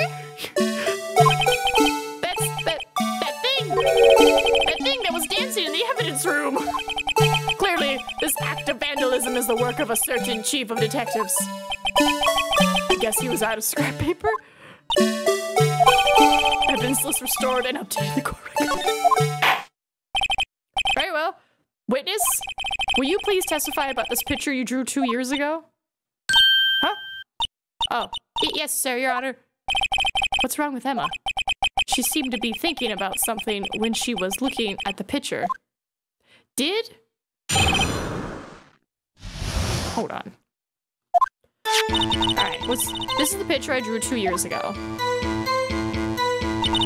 The flash of lightning was so bright all I could see were shadows. After that, I must have fainted.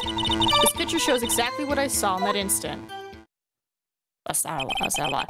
To think a flash of lightning could burn such an image in your mind. Thanks to that, though, she was able to show us exactly what she saw. Well, I don't see any contradictions here. This clearly shows Joe Dark about to murder prosecutor Neil Marshall. The defense may now begin cross-examination. I'm going to. I think the exactly part. Hold on. Flash. Where's the evidence for the murder? There. Objection! Yeah, because I'm like, I thought he got stabbed in the back, not the front. I hate to be the bearer of bad news, but this picture the witness drew contains a blatant contradiction. What? But I still remember it just like it was yesterday. Mr. Wright, perhaps it would be faster if you simply pointed out this contradiction for us. What part of this picture contradicts the autopsy report? I want to say it's this. Take that! Is it that? The contradiction, of course, lies here. Take a look at the knife the man is holding. If you look closely, you can see its tip is broken. Even I don't have to look closely to see that, Mr. Wright. But Mr. Wright looked at the evidence. See, the murder weapon? Its tip is broken, too. If I recall. The tip of the knife was found broken off in the victim's body. It was a conclusive piece of evidence that proved Joe Dark was the murderer. Nope. I'm afraid it's not so simple, Emma. Objection! God damn it.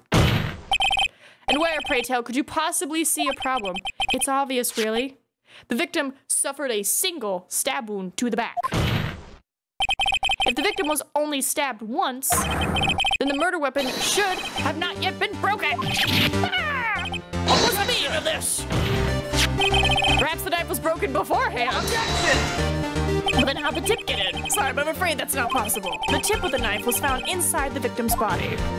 If it was broken beforehand, it couldn't possibly wind up there. That's right, but what does this mean? Objection! The tip of the knife was undeniably discovered within the victim's body. The only possible explanation is the witness's memory is mistaken. Objection!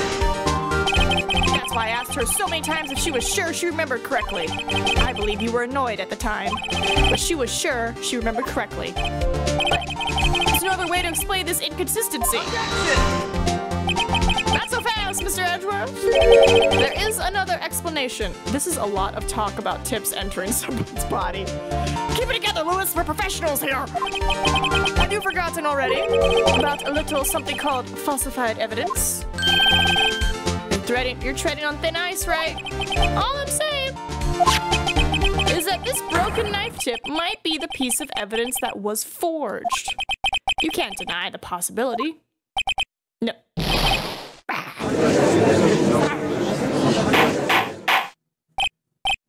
Order, order, order.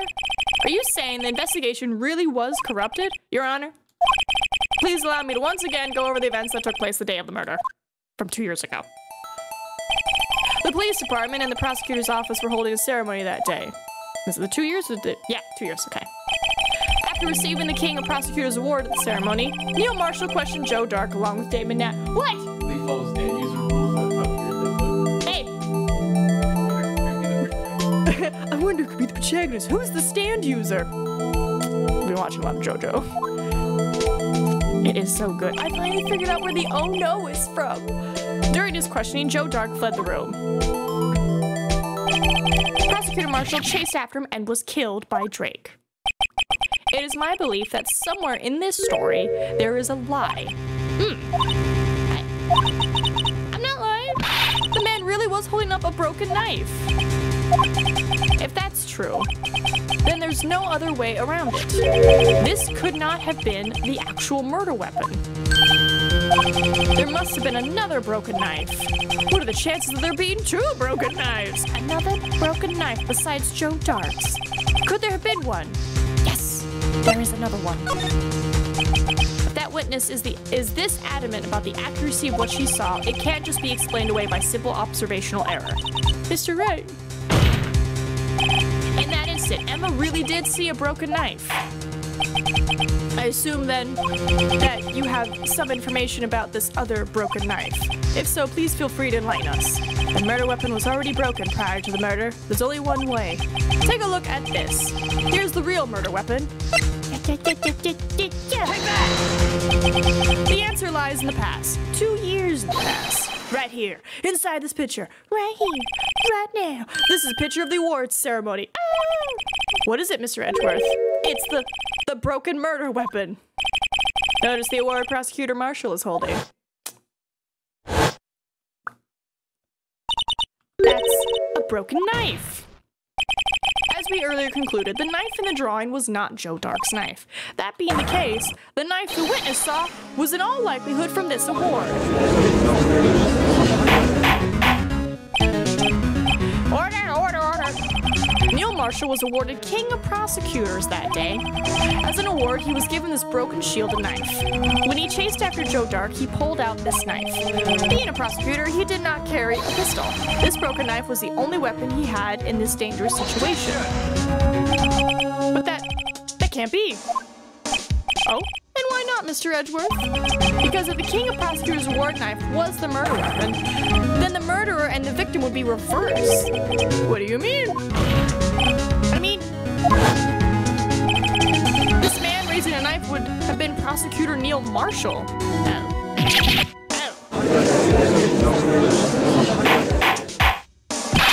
the prosecutor was the one who actually died. That's true. What's going on here? Edgeworth, are you trying to help me or not? It seems Mr. Wright has been a bit too eager to jump to conclusions. Wait, I remember now. I remember everything. Witness. Mr. Edgeworth. What is it? Could you show me your evidence list again, please? His list? The one with that picture scribbled on the back?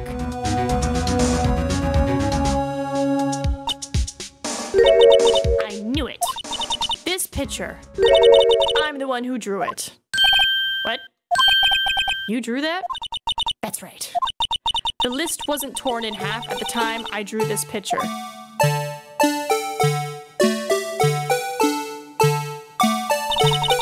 All this time I've been trying so hard to forget. I must have locked this part away deep inside me. By the way, the Blue Badger music is playing, and it's just like doo-doo-doo, doo-doo-doo, doo. He's the police mascot. But he's like this, he kind of looks a little spooky. Here, I'll show you what it looks like. It's this guy. And he's just like, yeah, so. Was that guy from the mascot then? No, but the mascot was probably in the office. We're about to find out why she, why she drew him. But essentially it's like, the Blue Badger has specific theme music. And it's like, to some people it would be like creepy circus carousel music. Because it's just like, doo, doo, doo, doo, doo. But I'm like, it's a vibe. Alright, so explain the Blue Badger. Perhaps it would be best if we added this to the witness testimony. Would you please tell us what you recall, Miss Skye? Yes, Your Honor. First, the knife mix-up, and now the Blue Badger? This should be interesting. Alright, what is your recollection? When I saw that man raise his knife, I panicked and rushed toward both of them.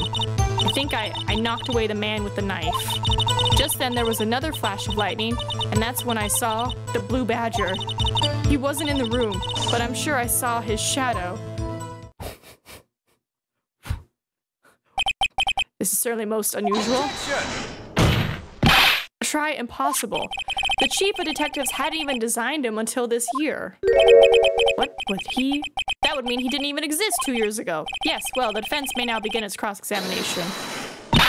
Stop! Please, don't pursue this any further. Lana, I already know! Lana, what's the meaning of this? Please remain seated in the defendant's chair. But you can't do this. I've already confessed to the crime. Why can't you just leave it at that?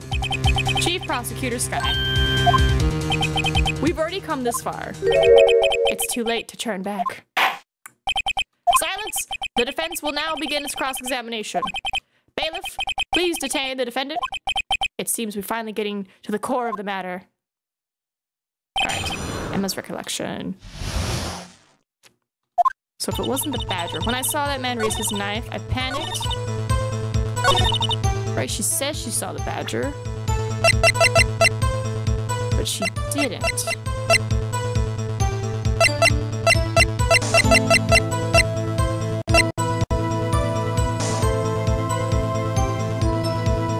Is the vase upside down? Objection! It's the vase upside down! The mysterious blue badger was in fact this. But that's... what exactly is that? I believe it's some sort of jar. But Mr. Wright, that doesn't look anything like the blue badger. Indeed it doesn't. As it stands now, it's just a plain jar. However, what if we were to change our viewpoint? Our viewpoint? I've got to show them the correct angle to look at this thing. Nope. Nope. Nope. I'm trying to turn you. Can I rotate? There we go. There's my rotate.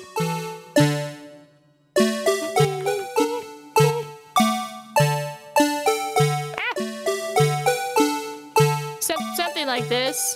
Maybe. Take that! This isn't right. I've got to make it look more like the badger. Allow me to remind the defense that its case hinges on the witness's drawing. That's right, if it can't match the shape the witness drew, we cannot accept his claim. I've got to find just the right angle. Maybe I should rotate it vertically a bit more, or horizontally. Come on, Mr. Wright, you can do it. Gotta show them the correct angle. Okay. No. Was it H? These? Hold on. There we go.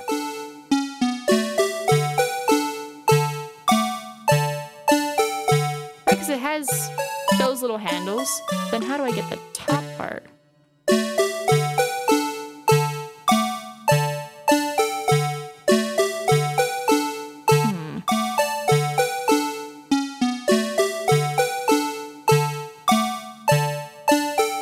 No.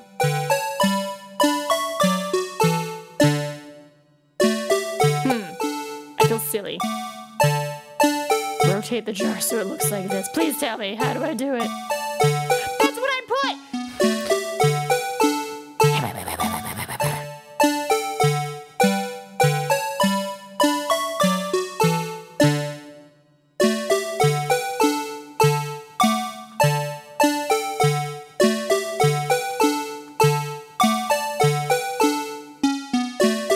I guess I didn't need to.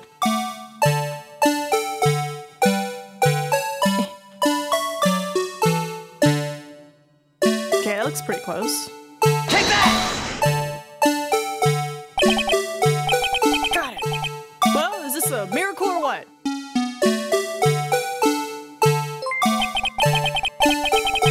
No one could possibly deny this. Cosplay Canada just resubscribed for 38 months. Avi. Hello, Luna. Hakim. Thanks for the sub. No one could possibly deny this jar's resemblance to the blue badger.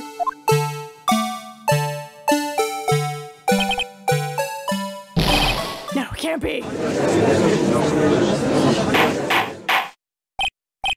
Order. The defense has proven its claim.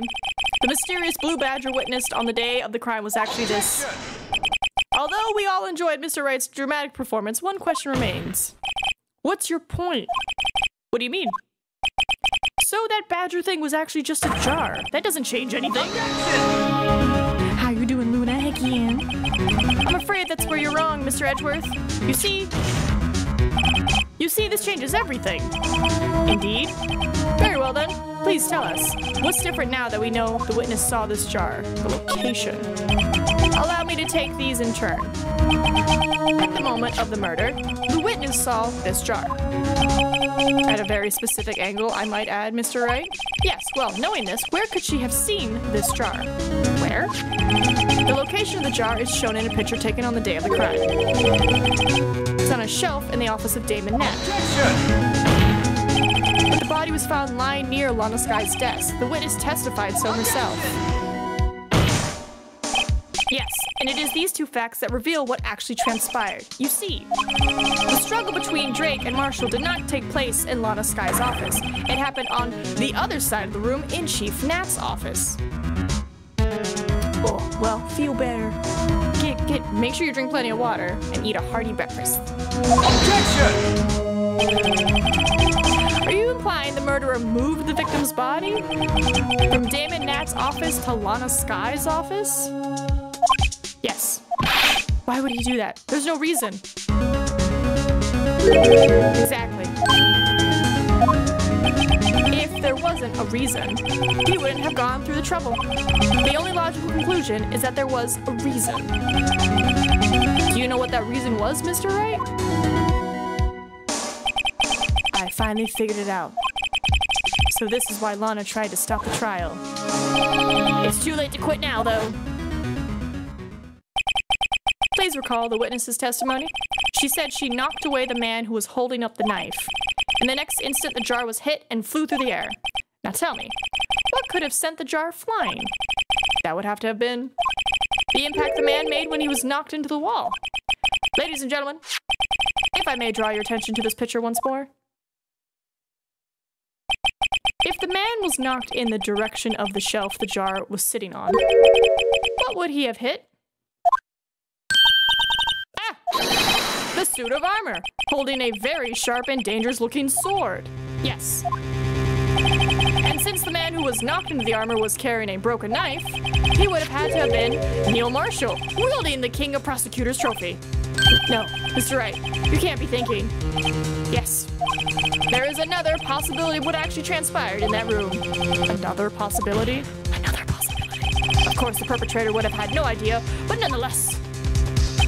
I don't know if I can go through with this. Mr. Wright? What's the matter? If events took place as the defense theorizes, then the outcome is obvious. In that moment, assuming the man Emma Sky knocked away was actually Prosecutor Neil Marshall. Huzzah! Ha! Freaking za! Called it! Ooh, ooh, ooh. I mean, it is sad. He was like a good cop, but then again, he might have been trying to kill an innocent man who may or may not have been a serial killer. Anyway, called it. Called it. You mean Mr. Marshall died because of me? Called it. I saw that knife and I was like, No! Oh. Oh, she passed out. I never imagined her testimony would lead to this. So it was the witness who took the victim's life, and then proved so with her own testimony. This is unprecedented. Yep. What are you saying? I'm sorry, Miss Sky, but given the circumstances, Joe Doc murdered Prosecutor Marshall. How can you think it was Emma? How dare you try to pin the crime on her? Imagine that coming from you.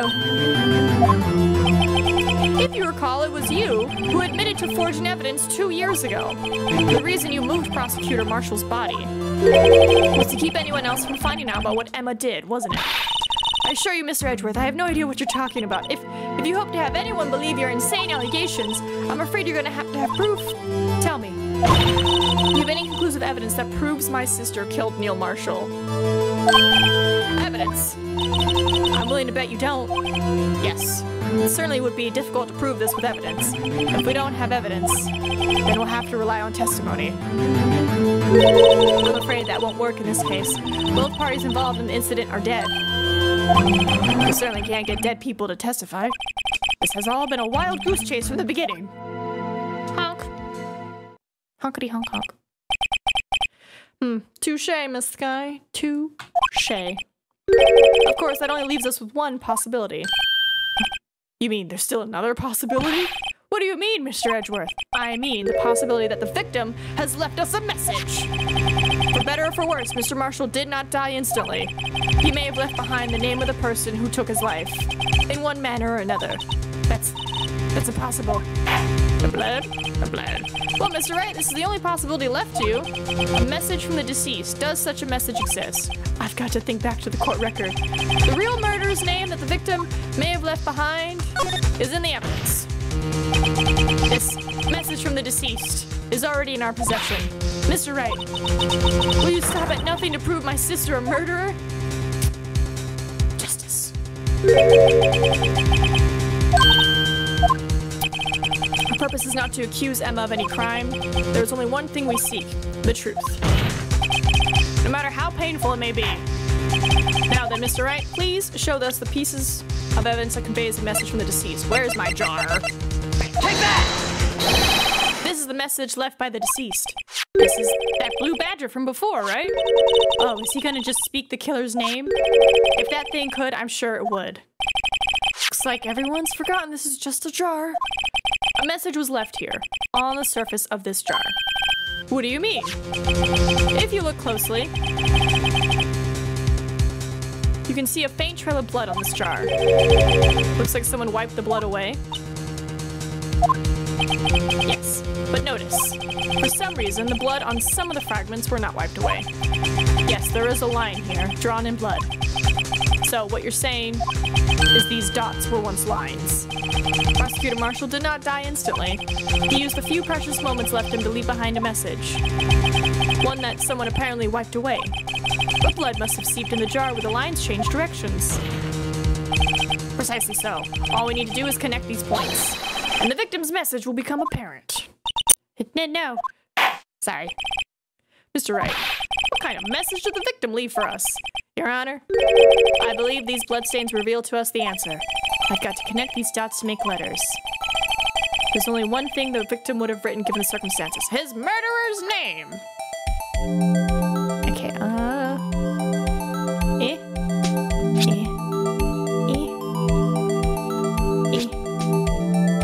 Making a big old E.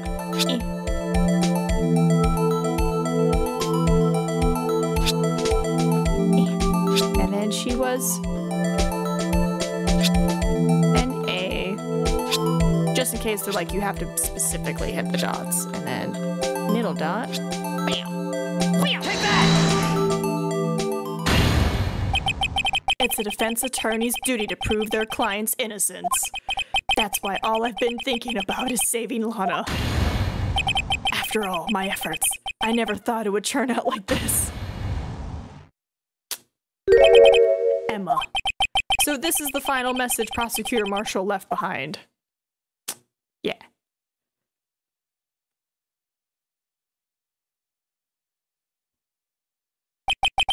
Of all people. She may not have meant it, but in the end, the one who took the victim's life was Emma Skye.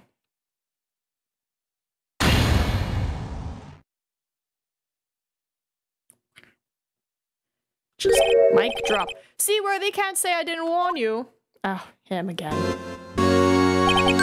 Chief Nat, do you understand the implications of what you've done? What? What are you talking about? 2 years ago, Joe Dark was sentenced to death. He was convicted because of his final murder. I believe you were the prosecutor in the case, were you not? Yes, were they? Because of you, an innocent man was sentenced to death. Not only that, but you used forged evidence to ensure his conviction.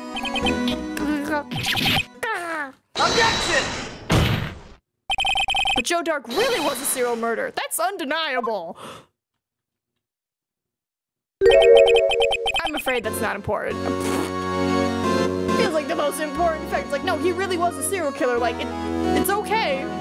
But, you know, we aren't defenders of justice. What? We're merely keepers of the law. Sentencing a man to death is no light matter. Even if there wasn't any cover-up or evidence forgery, ultimately the responsibility falls on the prosecutor in charge. Despite what anyone may say, this fact cannot be denied. What's going on at the prosecutor's office? They might have sent an innocent man to his death? How can he just stand there like it wasn't his fault? Order! Order! Order! Order! Order! Oh no. Oh no. The gavel's pounding fell on deaf ears. Unable to settle the crowd, the judge declared a recess. Where this trial is headed, no one knows. Nobody knows, but we should save. It's getting spicy. It's getting intense. Getting intense. Okay, so maybe Nat didn't kill him, but he definitely covered it up. And I'm pretty sure he killed Officer Goodman and made Lana Skye get rid of the body because he's like, if you don't get rid of the body, I'm going to let everybody know your sister's a murderer. So I think he's still a murderer. So we're still on the right track. Yeah, the chief, the cross guy. Still sure it's him. Like, We're doing all this to prove a thing that happened like 3 days ago. Like, we're going back in the past to be like, no, what happened in the past is why stuff happened today. His old court case, because I just became an attorney. This is my 5th case. Like, I've only been here for like... So we just saw that Edward bad. No, he's not bad because him and the, police work together, right? Him and the police work together, and he's like, give me the list of evidence, and they're like, here's the list, while holding the other half away from him. So, like, he didn't know he had fake evidence, or he didn't know he didn't have all the evidence. So he's like, all right, I have what I have. We know, based off this and her testimony from back in the day, that she saw both Joe Dark and Neil Marshall fighting in the dark. One of them is dead, the other one isn't. Clearly it's this, right? Like, that's what he went with, and the jury was like, yeah. I don't know, jury, I think the judge was like, yeah. And, yeah, it turns out, like, no, she saw 2 people fighting, but she shoved one of them and killed him. And she just now remembered that. I didn't mean to get you in trouble, buddy.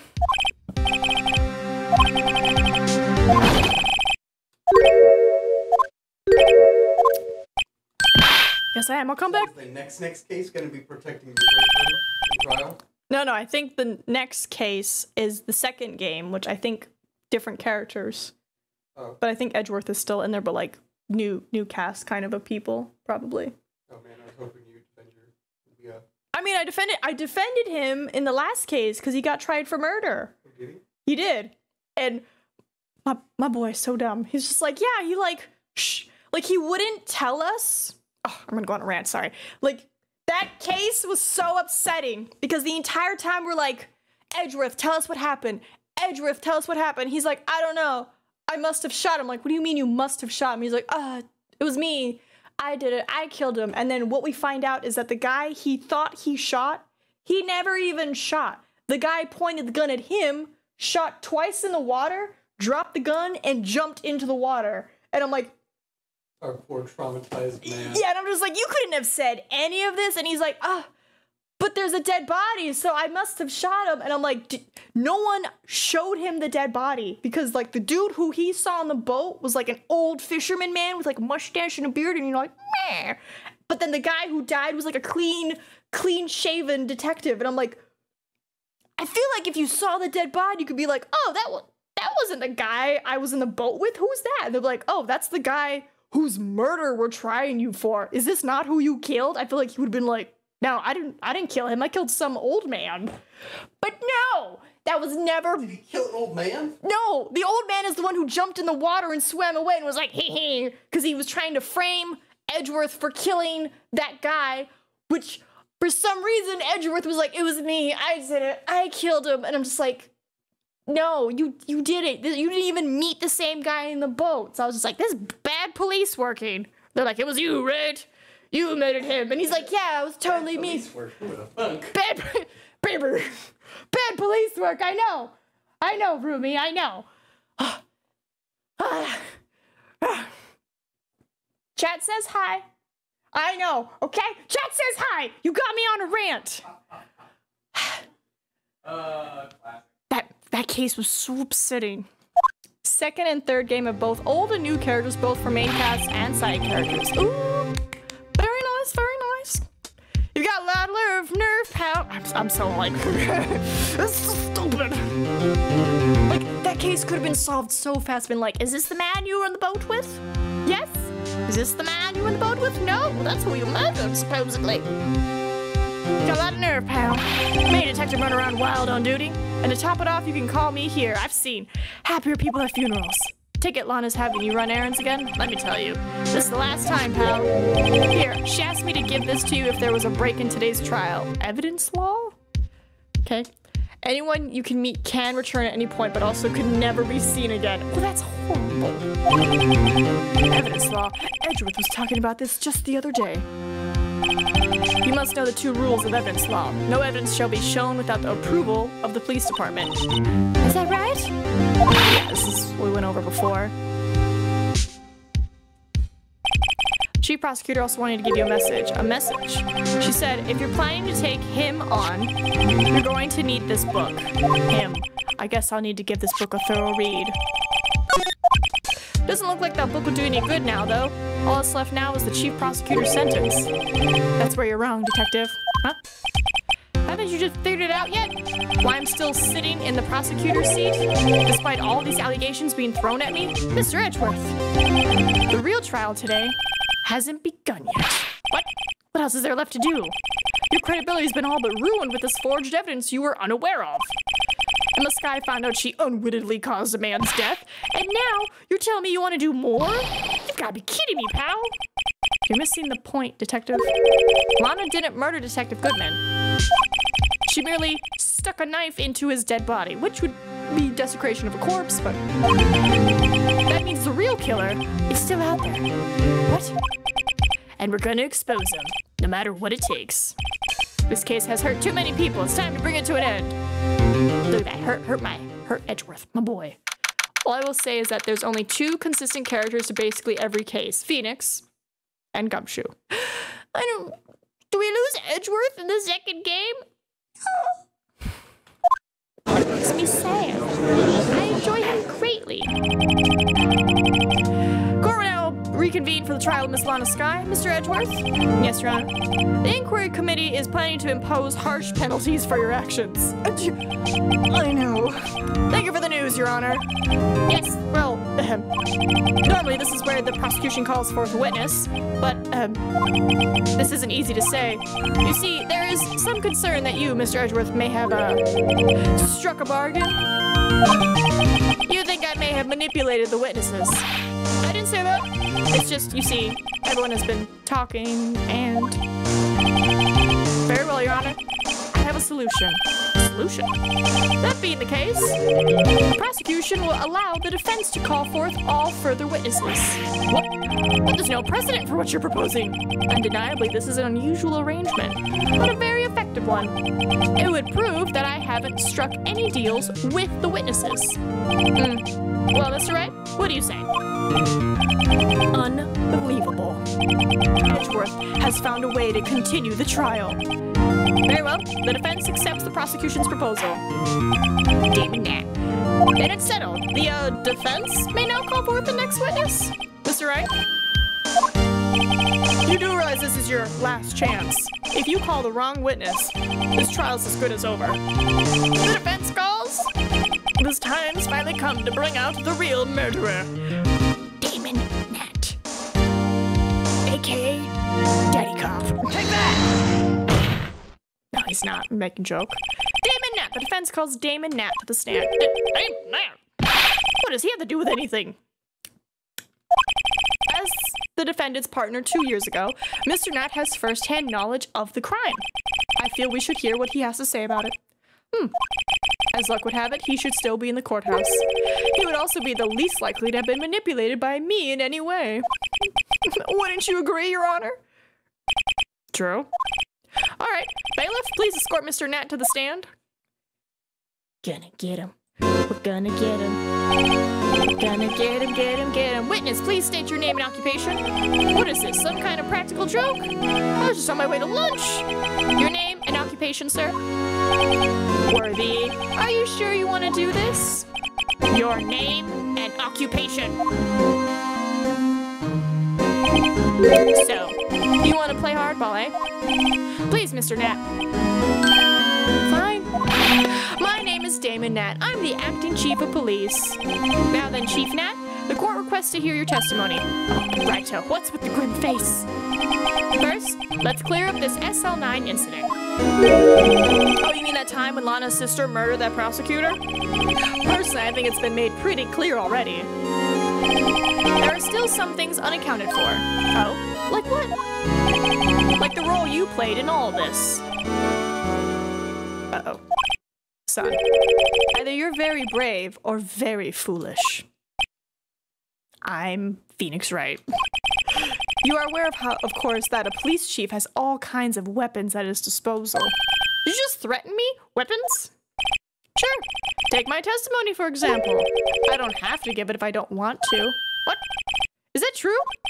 I'm afraid so. The chief of police has the right to refuse to testify. Of course, such an action carries with it certain risks. Don't worry, I'm not here to hinder your trial.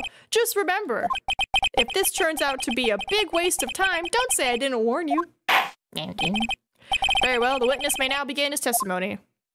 I will refrain from talking about Miles's role or lack thereof in the future games. What I will say is that every first case of a game has Payne as prosecutor because tutorial wimpy joke opponent. Oh. As I recall, Neil and I were questioning him that day. To make it a long story short, we slipped up. That power outage didn't help either. When I went to my office, I found Lana there. Apparently, she had already arranged the crime scene. As you can see, I had nothing to do with the forgery. That last line. You had nothing? You had nothing to do with it? Explain the pot. He was lying on the floor unconscious. Damn. When Emma sent Neil flying, it seems Drake bumped his head. Okay. I see. Everything seems pretty clear-cut. The police chief has the right to refuse to testify, then I better hit him hard and fast. Give me that last line. You had nothing to do with it? Okay. Nope. Okay. Tap. You had why were you hiding this piece of evidence then? Objection! Why were you hiding this piece of evidence then? You claim you had nothing to do with the forgery. Nothing. Nothing at all. But I'm afraid that's a claim you cannot back up. Explain yourself. Several pieces of evidence were found in your office. Take this jar, for example. That's the blue badger you showed us earlier. A piece of this jar was discovered in your safe. Not only that, but the evidence list I presented earlier was actually found inside your desk. It was found where? You see, Chief Nat, these articles of evidence uncovered in your office are both concrete proof that you also played a part in the illegal investigation. Like a dog with a bone just bark, bark, bark, bark, bark. Chief Nat, what's the meaning of this? Oh, here's a defense attorney who may even rival Worthy. So you admit to it then, that you were involved in the forgery. Who, me, or do you mean you? Me? Why would I have anything to do with that? Well, you were the one who snuck into my office when you found this evidence. Prosecutors aren't the only ones capable of forging evidence, you know? Defense attorneys can do so too. Isn't that right, Righto? However, Detective Gumshoe was present during the investigation. Worthy, my boy! Not even detectives are exempt from the law. Rest assured, he will receive his due punishment. What?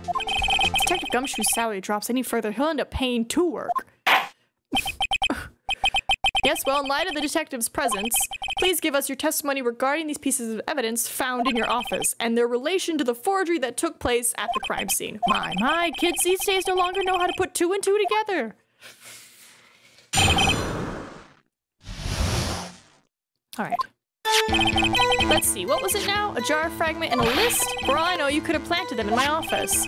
Anyway, you can't prove when those pieces of evidence were discovered. If they were found after Dark was convicted, then they're worthless. There's no reason I participate in a forgery.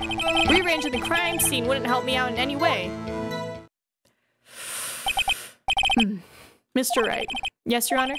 When investigating the crime scene, you should have been more careful to observe protocol. You do understand that I am the chief of police, right? There will be consequences. Oh. Indeed, I believe I will press charges, so you won't make the same mistake again.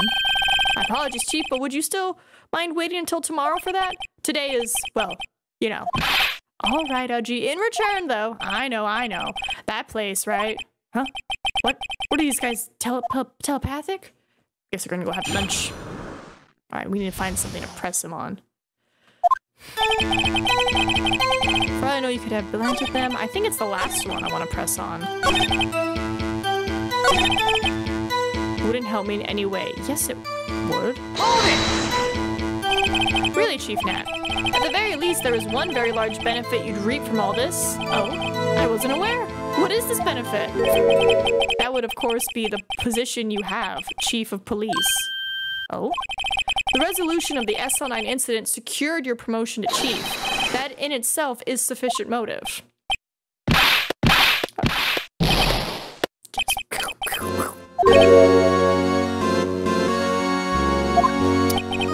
Do you really think I'm that incompetent? What do you mean? Even without that case, I was already in line to become the next chief. The resolution of SL9 merely sped up the inevitable a little.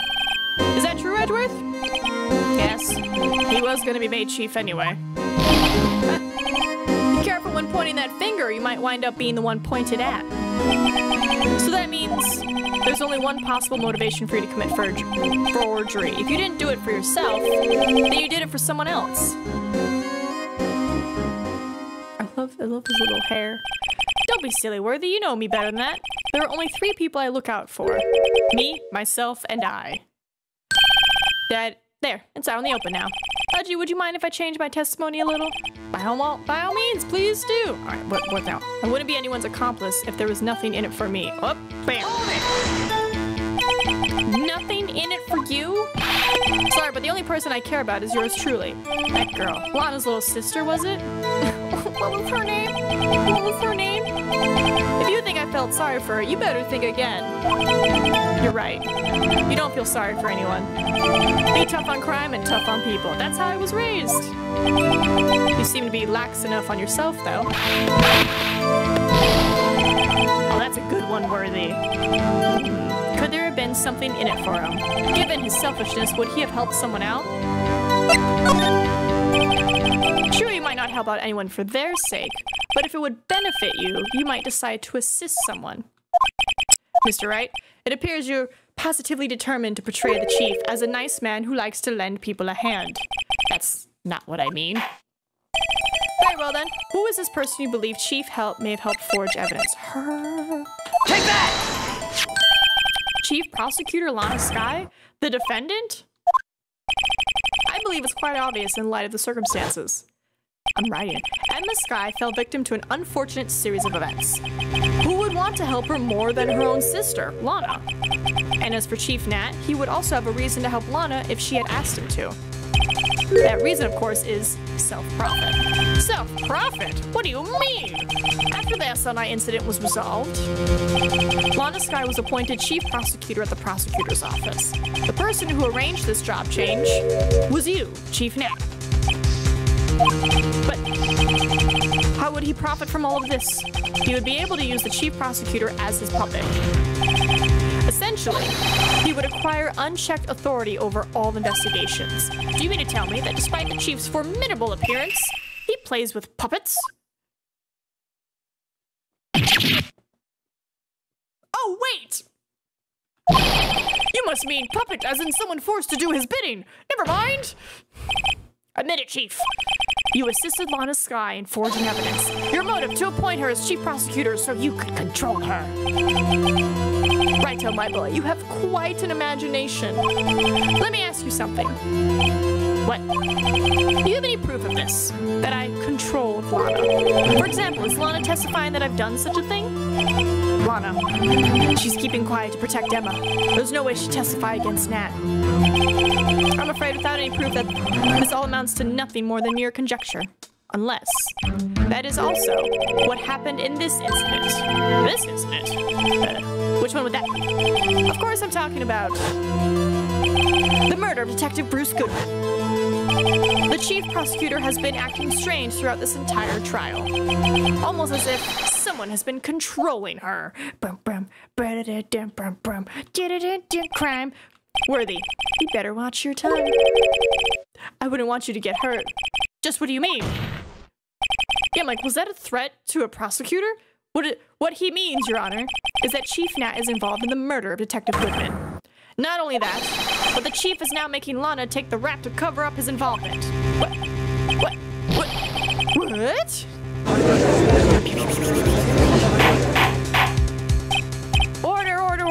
I said order! Mr. Wright, you can't be serious, huh? This is an affront to the highest ranking officer in our law enforcement agency. To accuse the chief of police of blackmail and murder? It's impossible.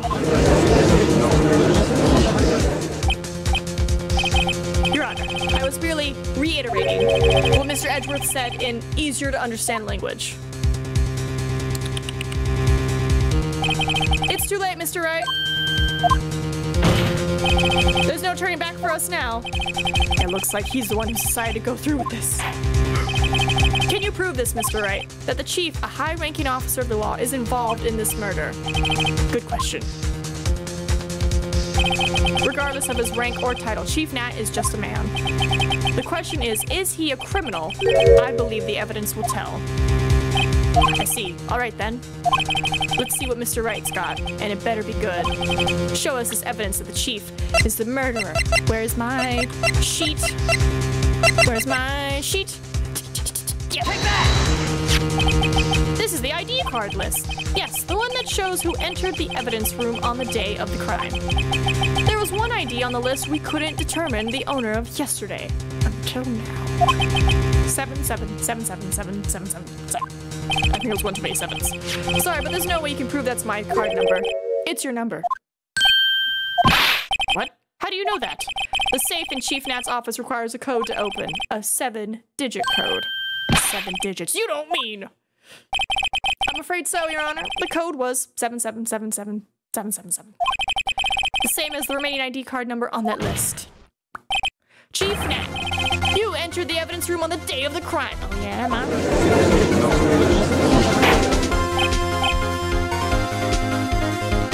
Order! Chief Nat, what do you have to say?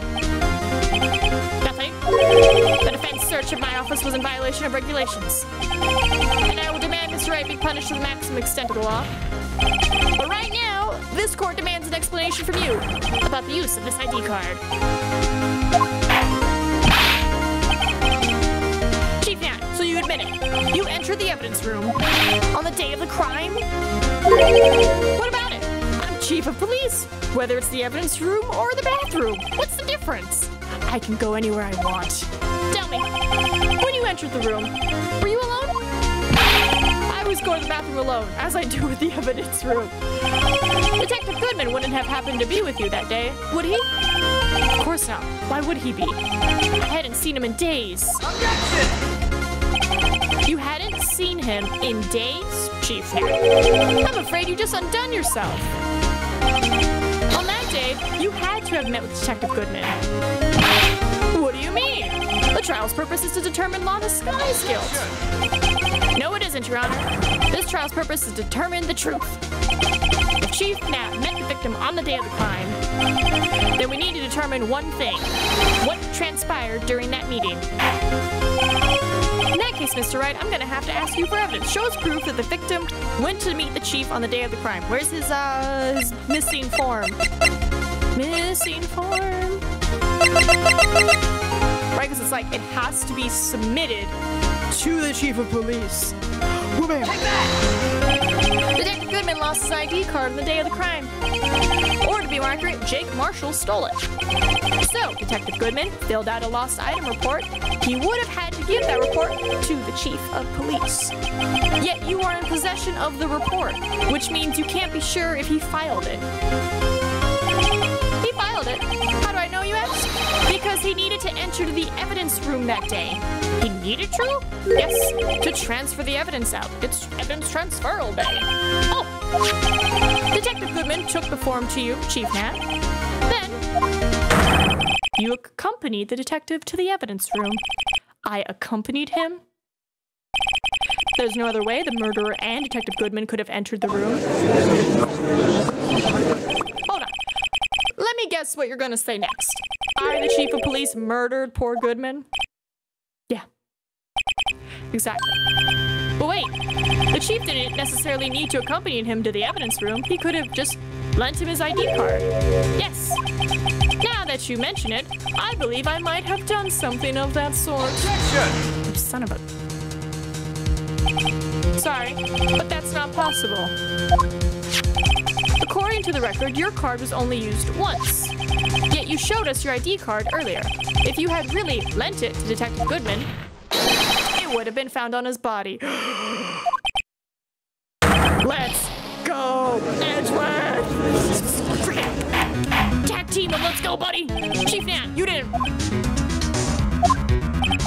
Get him.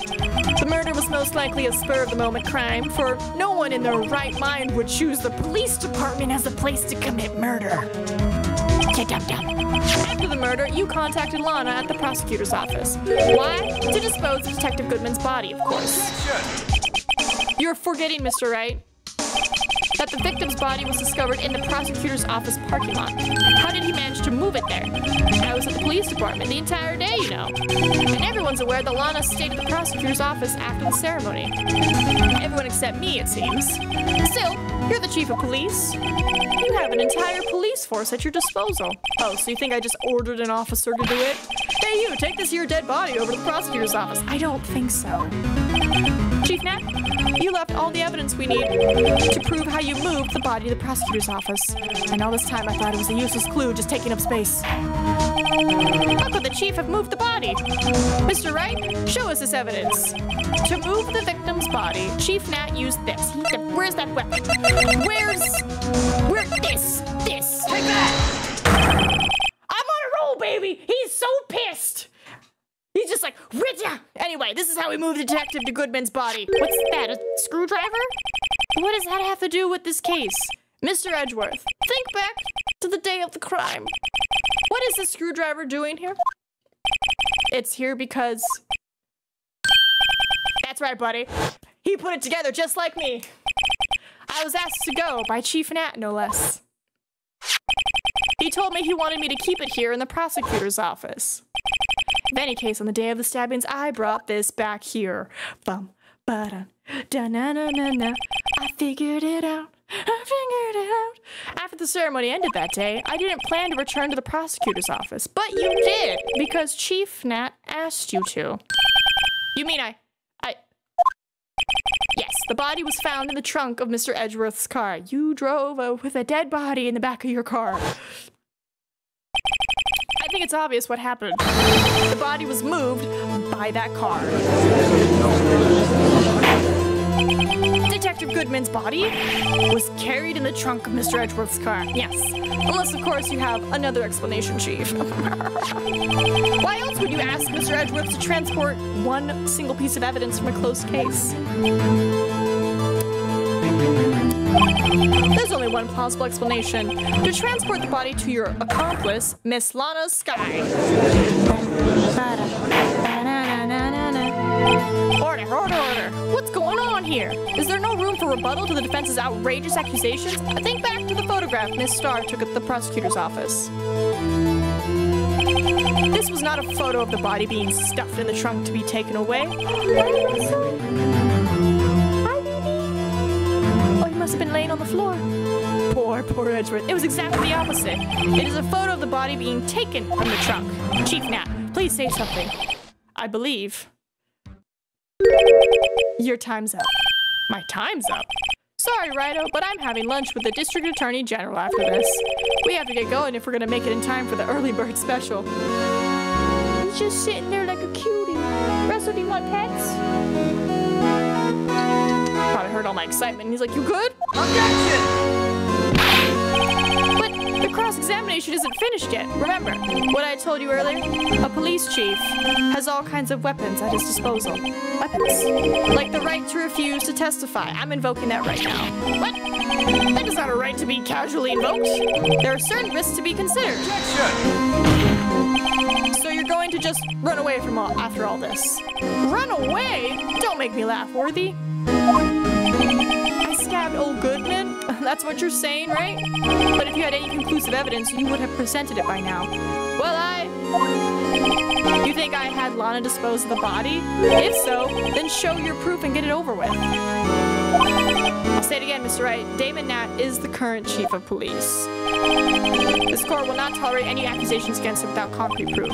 Well, Mr. Wright, Your Honor, do you have any concrete proof? Proof that Chief Nat murdered Detective Goodman and made Miss Skye dispose of his body. Do I have any concrete proof?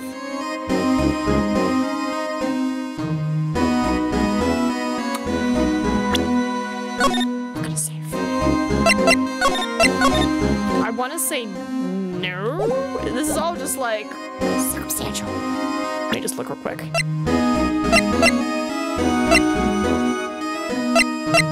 Alright, Because I'm like, this could all just be rebutted. I don't think I have anything concrete that says, like, yay or nay.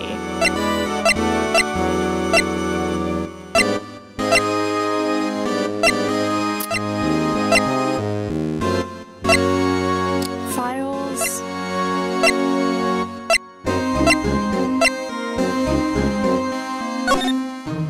No evidence shall be shown without the approval of the police department. Unregistered evidence presented must be relevant to the case on trial.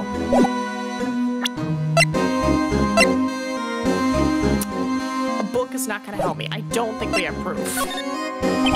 It's no use showing evidence I'm not even sure of myself. Your Honor. At present, I have no conclusive evidence. See ya, G. In that case, this court is forced to penalize you for your allegations against the chief. What? Here's a tip. Never gamble what you can't afford to lose, righto? It seems that Lady Luck was on my side again today. Okay, OG, I'll leave the rest to you. Son of a bitch.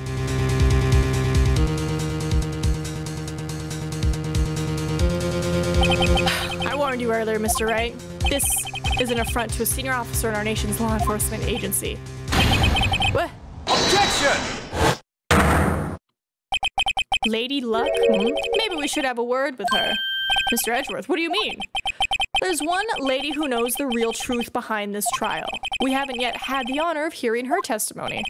A lady who knows the truth? Another witness? No, Lana. In the absence of conclusive evidence, the only other method of proof is testimony. But Chief Nat has invoked his right to refuse to testify. There's still someone else, one more witness who can answer all the questions raised in this trial. Someone right in this very room. Well, bye, Nat. Mr. Edgeworth, who is this person? Why are you asking me, Your Honor? Have you forgotten? The defense is the one calling witnesses today. Mr. Wright, does such a witness exist? She may not be willing to tell the truth, but we can't just stop now. Yes, Your Honor. The defense calls forth Lana Skye. Take that! The defendant? Miss Lana Skye? She was in the underground parking lot at 5:15 p.m. on February 21st. Your task to dispose of the victim's body. Is that a snack? What am I doing? Oh, I'm choosing which one? This one, of course. Thank you. Snack, which means I'm gonna mute so you don't hear me munching.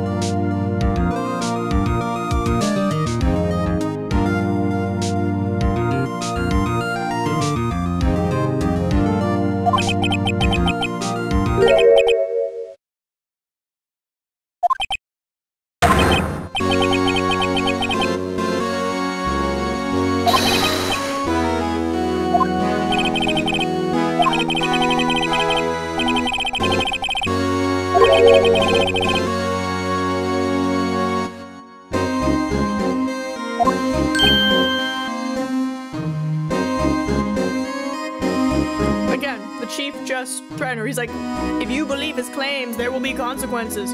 You wouldn't say that to an innocent person. I, the chief, telling someone who might have dirt on me, I'm like, look, if you listen to what he's saying, you're gonna have consequences. Giant red flag. Red flag.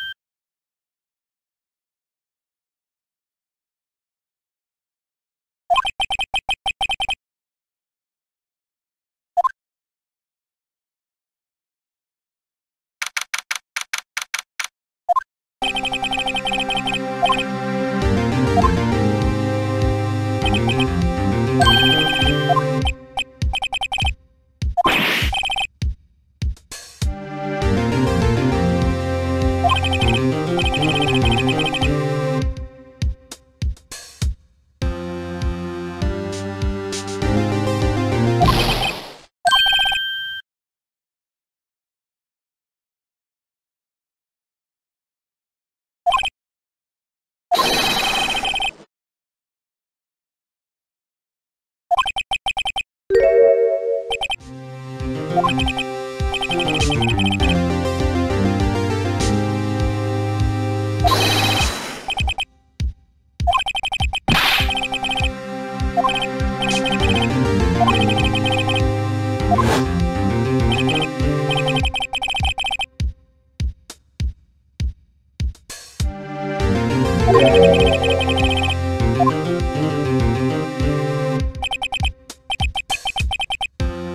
think because the chief refused to testify, I don't think he can take it back.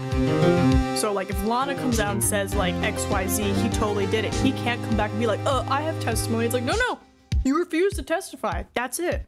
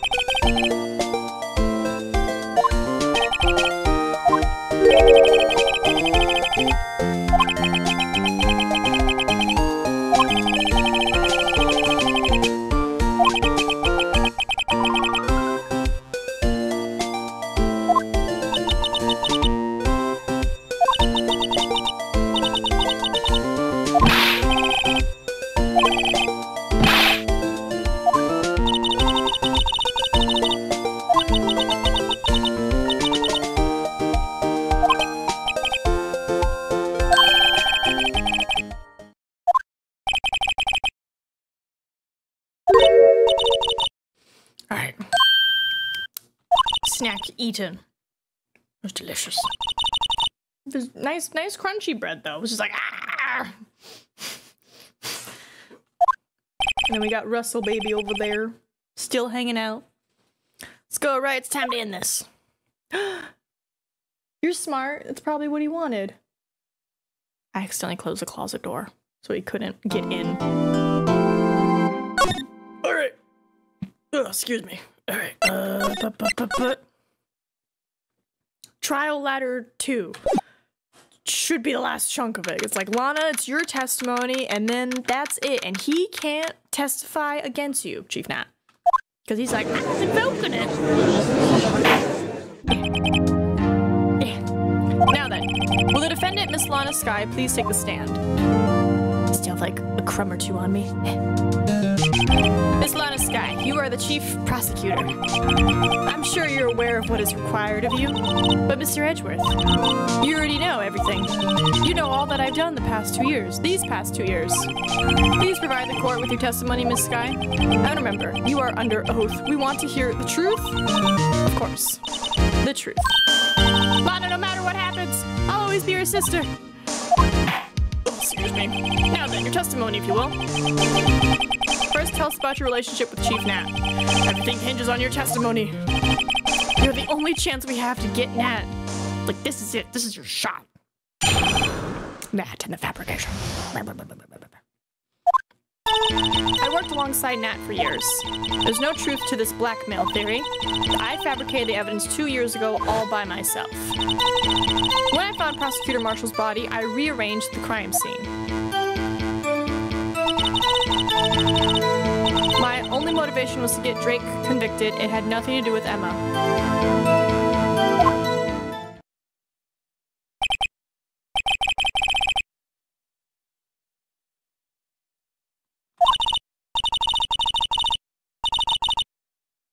Your Honor, I'm confessing to a capital offense. Of course I'm sure. But Lana! I got so many notifications. If this is true, then that means Chief Nat has nothing to do with this. As we know, that is false. That's what I've been telling you from the beginning. Please, Mr. Wright, you gotta help her. She's sacrificing herself because of me. What? World of Warcraft union hits out at heartless Microsoft gaming layoffs. There's a World of Warcraft union? What if she's telling the truth? She's not. I know my own sister.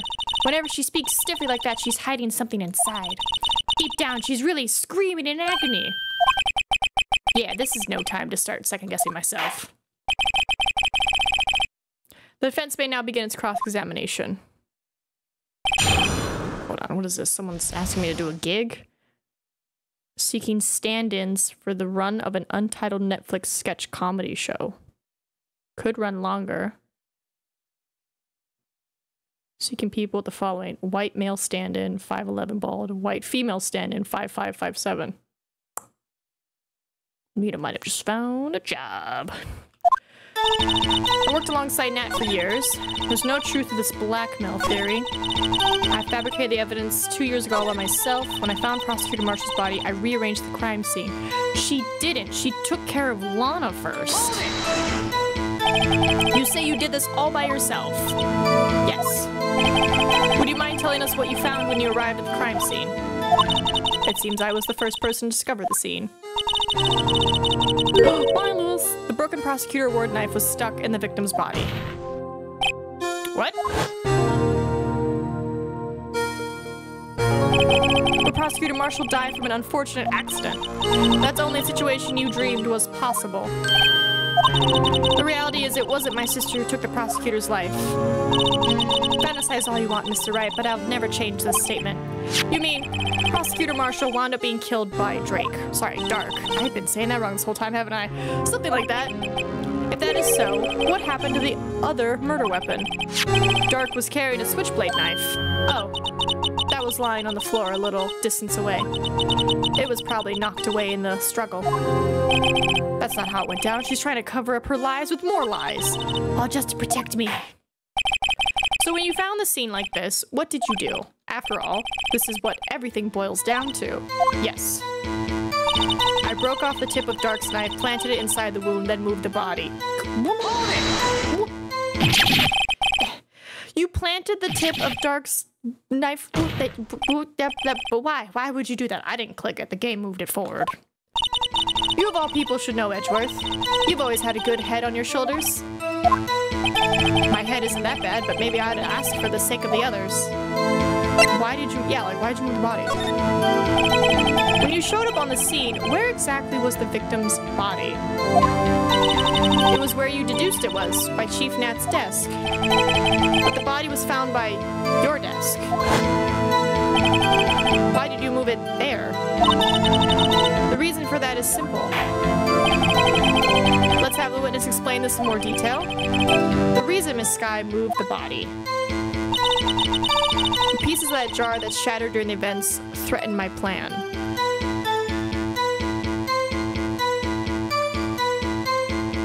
Is no one gonna call on the fact that, like, at her beginning original testimony, she was like, I went to save my sister. Oh wait, was that only during the detention center she told me that?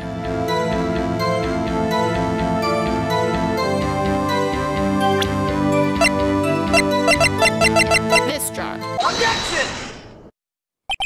Miss Sky, I understand how you feel. You committed that crime 2 years ago to protect your sister. You mean the forgery at the scene where Neil Marshall was murdered? If that truth were to be exposed now, the past 2 years of your life will have been in vain. Even so, I am compelled to bring to everyone's attention a significant contradiction within your testimony. A contradiction in my testimony. You testified, and I quote, "The pieces of the jar that shattered during the events threatened my plan." That's right. Do you have a problem with that? It's a simple oversight, really. You see, a message was written on this jar with the victim's blood. Yes, the prosecutor must have written in his final moments. Exactly so. And this is where the contradiction lies. In order for the victim to be able to write his message on the jar, it must not yet have been broken before he died.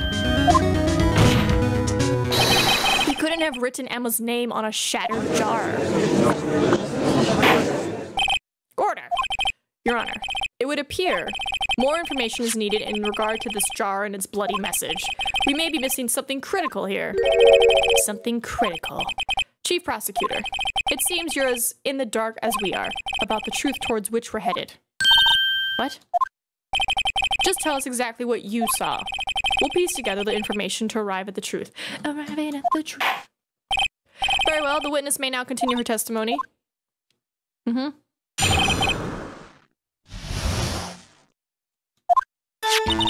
I immediately noticed the blood traces on the jar, but it was dark in the room and I didn't have time to check it out. To be safe, I wiped away the blood. The fragments were large, so I'm sure I got them all. You didn't. You didn't get them all. No. No. You mean you were the one who wiped away the message in blood? I wasn't chief prosecutor at the time. She didn't think Dark was the real murderer. That's why she tried to erase the real evidence. Dun, dun, dun. Very well. The defense may now begin its cross-examination. Yeah, I'm gonna say that line, because I'm like, you didn't get them all. We literally found this piece. Notice is dark. Wiped away. Press. How could you see with the power? I should have been pitch black in the office. The detective is always prepared, Mr. Wright. Even now, I always carry a pocket light and a camera with me. Even I carry a bottle of emergency luminol wherever I go. Never miss anything. I got every last piece. Nope. Okay, hold on. Not pressing. We're gonna present because, my queen, we found the last piece in your boss's safe. Objection! This guy, I believe this job conceals a truth even you were unaware of. What? We found the final piece of the jar in Chief Nat's safe. This jar. In the chief's safe? But how? I knew it. She really didn't know. There's something even more disturbing about that final piece. There was still blood on it. But the witness just testified that she gathered every last piece and wiped the blood off of them. Yes, which leaves us with only one explanation. On the night Prosecutor Marshall was murdered, you were not the first one to show up on the scene. Chief Nat got there before you. Ooh, Rumi is screaming. But couldn't the defendant have simply missed a piece? I'm afraid that's unlikely. The pieces are too big for anyone to miss, let alone an ace detective. That may be well, but everyone makes mistakes. Everyone has those days. Even I once wasted an entire day looking for my dentures. They were in my mouth all along. Huh. Can you believe that? Objection! Have you forgotten, Your Honor? When this witness arrived at the scene, the jar was already broken. Oh, that. There's no way a name could have been written on a shattered jar. Another person discovered the scene prior to the witness. I hope you're not implying this person was the Chief Nat. At the time, he was looking for Dark downstairs. Besides, the question is if he did arrive there first, why did he hide that fact for 2 years? Oh. Well, Your Honor, can you answer us that? Ah! No!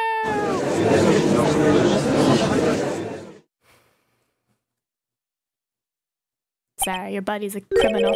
Wait, I'm not the one on trial here. Damon Nat arrived at the crime scene prior to the witness. He proceeded to break the jar and purposely hid one of the broken pieces. Question, what is this action called? Fabrication of evidence. But why would Chief Nat do that? In light of what happened afterwards, isn't it clear what happened afterwards? Discovering the scene, Lana Skye believed her sister, Emma, killed the victim. Determined to help her sister, she sought Nat's advice.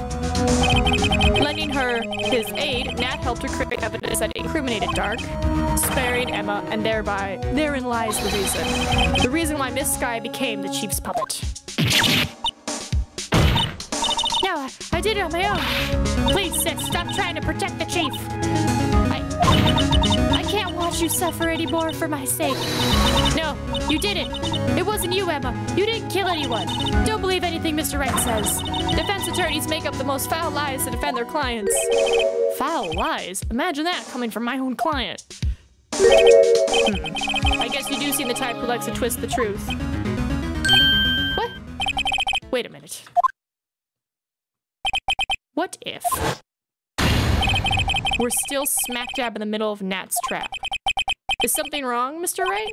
Lana, maybe right after all. What do you mean, right? So you do tell foul lies then, Mr. Wright? No, hold on. Is it the book? Miss Skye, please testify once more. But if evidence was fabricated behind your back, then Emma's accidental killing of Prosecutor Marshall might also be a lie. But I do remember knocking over Mr. Marshall. Miss Skye, if you will. I can't. There's nothing to be afraid of anymore. This cross-examination would not change a thing. However, there is a possibility that it will if you tell the truth. This has to do with the book, right? Very well. I'll testify about what I really saw. All right. The witness may testify once more for the final time.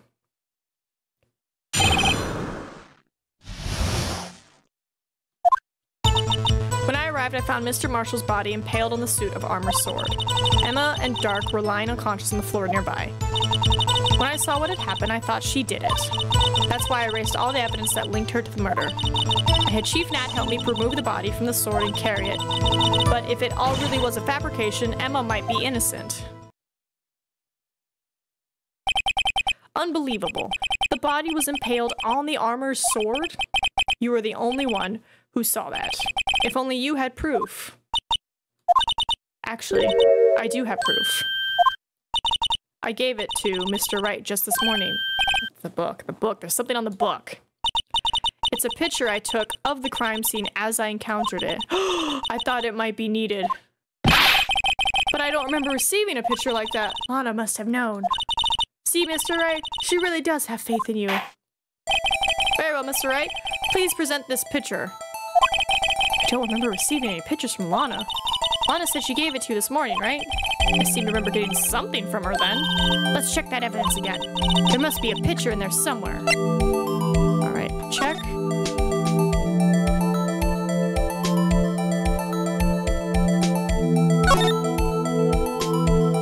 Oh! Hey, there's a picture here. Oh. Hi. Oh my. This is the actual crime scene. No other detective saw the crime scene like this because I contacted Criminal Affairs only after I had rearranged everything. Okay. Hold on. Mr. Wright, that piece cut out from his vest, could that be the cloth we found inside Chief Nat's safe? What's this? This is a handprint, isn't it? Okay, so she cut it out. Did she give it to him? Oh, wow. That cloth, it had fingerprints on it. Whosever fingerprints those are must be the real murderer. What? Those fingerprints, they're yours, Emma. Why are your lips turning all purple, Mr. Wright?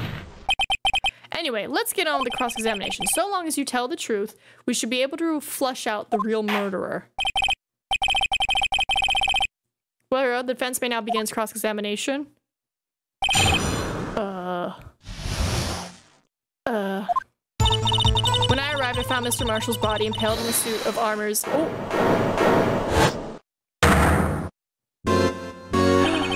Come now, Udgy. This is the poorest excuse for a trial I've ever seen. Chief Nat! What, now you want me to make out as the bad guy too? If so, I'd like to put in a word or two in my defense. Objection! I'm afraid it's too late for that. What? You already declined to testify. That means you forfeited your right to make statements of any sort. This must be that risk we were talking about earlier. Just sit back, relax, and enjoy the sound of the noose tightening around your own neck. I love his... So what? You think I'm worried? Sorry to disappoint you, but I don't need to make any statements. What do you mean? The evidence will do all the talking for me. Even if I can't testify, I can still present evidence. Yes, that's true. Wait, you mean you still have some conclusive evidence? No, I don't, but someone does. Someone?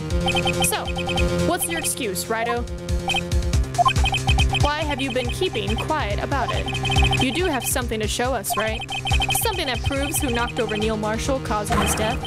Conclusive evidence that leaves no room for doubt? Is this true, Mr. Wright? Remember the book. If I show that piece of evidence now, Emma's sure to be made out as the murderer. Mr. Wright, if you have any more evidence, present it now, and if you try to conceal anything, you will be the one appearing before the Board of Inquiries. What do I do now? I better think this through carefully. I can't afford to make the wrong decision. Should I present that piece of evidence? No. The one that shows who really killed Prosecutor Marshall. I'm gonna save real quick, just in case I'm wrong. But I'm like, the reason she gave me the book is like, it shows that I don't have to. Here, where's my... No evidence shall be shown without the approval of the police department. I don't have the police's approval to show it. I don't have the police's approval. Your Honor, I don't have any evidence I can present at this point in time. What? You lie! Chief Nat, you opened my safe. I know you took what was inside. The conclusive evidence. I don't know what you're talking about. Mr. Wright, why don't you show them? We found it together. Oh, I see.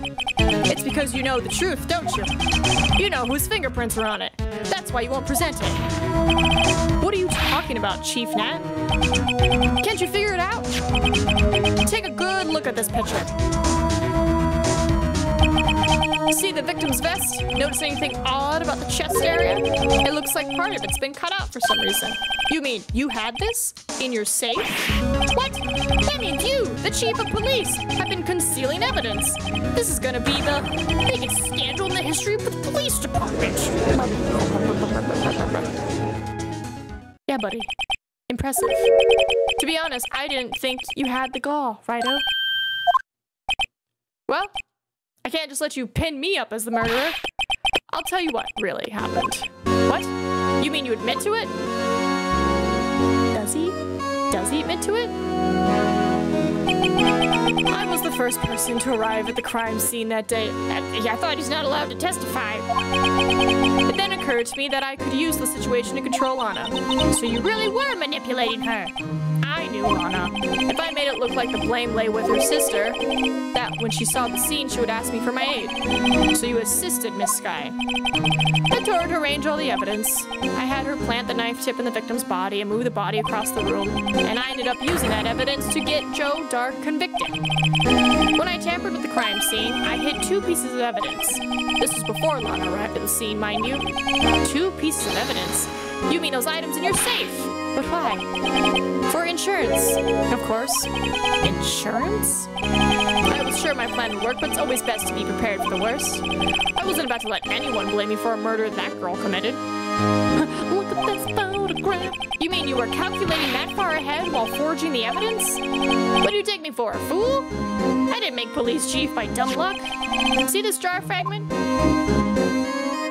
I hit the most legible part of Emma's name. I didn't expect Lana to go and wipe the blood off all the pieces. But if you fabricated all the evidence, what's to say you didn't fabricate the message on this jar too? Some people just don't know when to quit, do they? That's why I kept one more item for insurance. You mean that piece of cloth. Come on, Righto, cough it up already. I know you have it.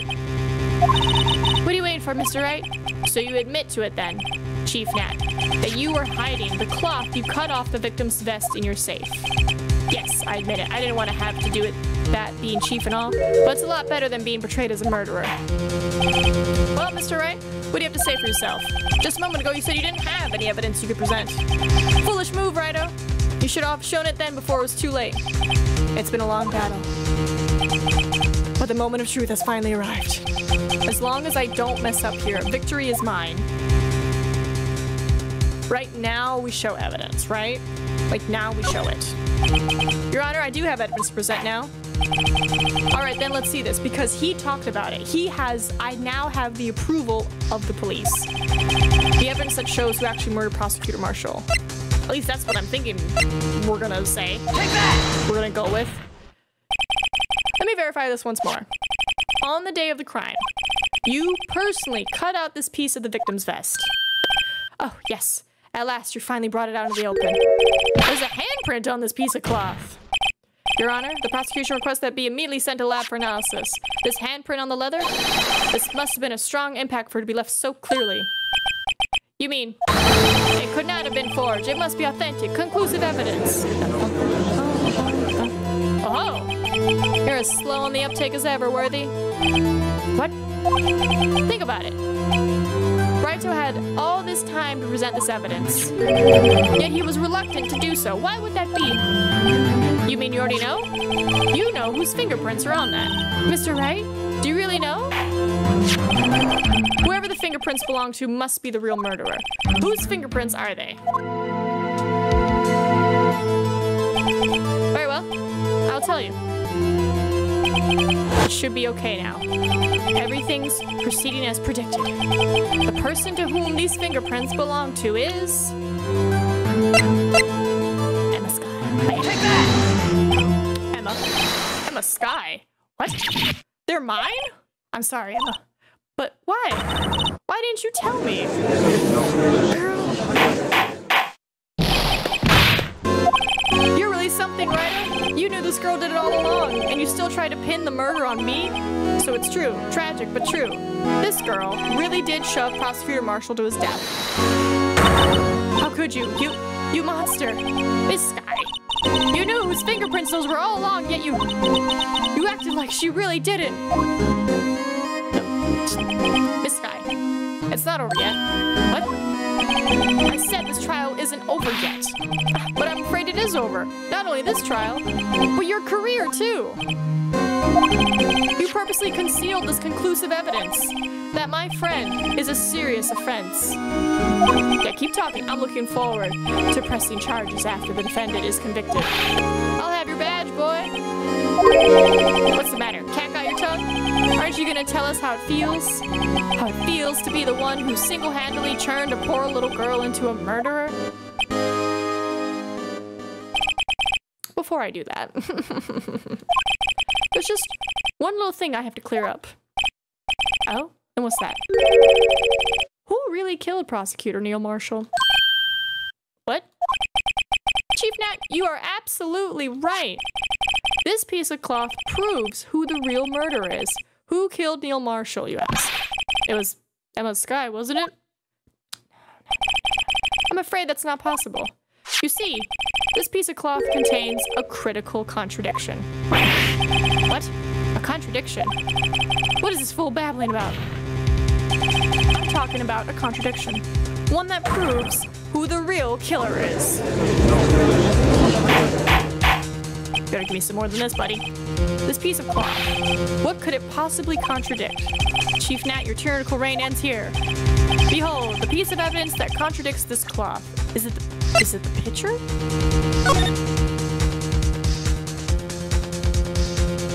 I mean, this is more of a circle. His looks like a square. Is it that? Is it the picture? Take that! What exactly is it supposed to be? This is the picture Miss Skye took. Take a good look at it. See where the piece of his vest was cut out? Yes. His shirt is showing underneath. It's hard to make out with all the blood on his vest, though. Exactly my point. His chest is soaked with blood. That's only natural. His lungs, no doubt, were punctured. Blood poured out of his mouth. Oh, but that piece of cloth. Wait. There's no blood on it. Since Emma Sky's fingerprints are on this cloth, there's no doubt that she shoved the prosecutor aside. However, Mr. Marshall was not impaled on the sword at that time. Oh, no, this is nonsense. Now then, Chief Nat, let me ask you something. Prosecutor Marshall was not impaled when he was shoved aside. He most likely hit his head on the ground and was knocked out. If so, then tell me, who could it have been? Who could have arrived at the scene before Miss Lana Sky, picked up the unconscious prosecutor, and impaled him on the armor's sword? Then, to make it look like Emma was responsible for the prosecutor's death, said person proceeded to write her name on the jar with the victim's blood. A jar that they then broke on purpose to leave behind a clue. And make Lana believe her sister did it. Damn. I didn't see this twist. Okay, let's go. Remember what you admitted only moments ago? That you personally cut out this bloodless piece of the victim's vest. Ironic, isn't it? Though the very act of creating insurance, you proved that you were the actual murderer. Bam, bam, bam. It's finally all over. We did it.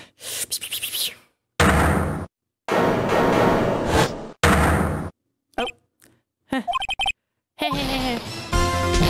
That was close, Wright. You almost had me.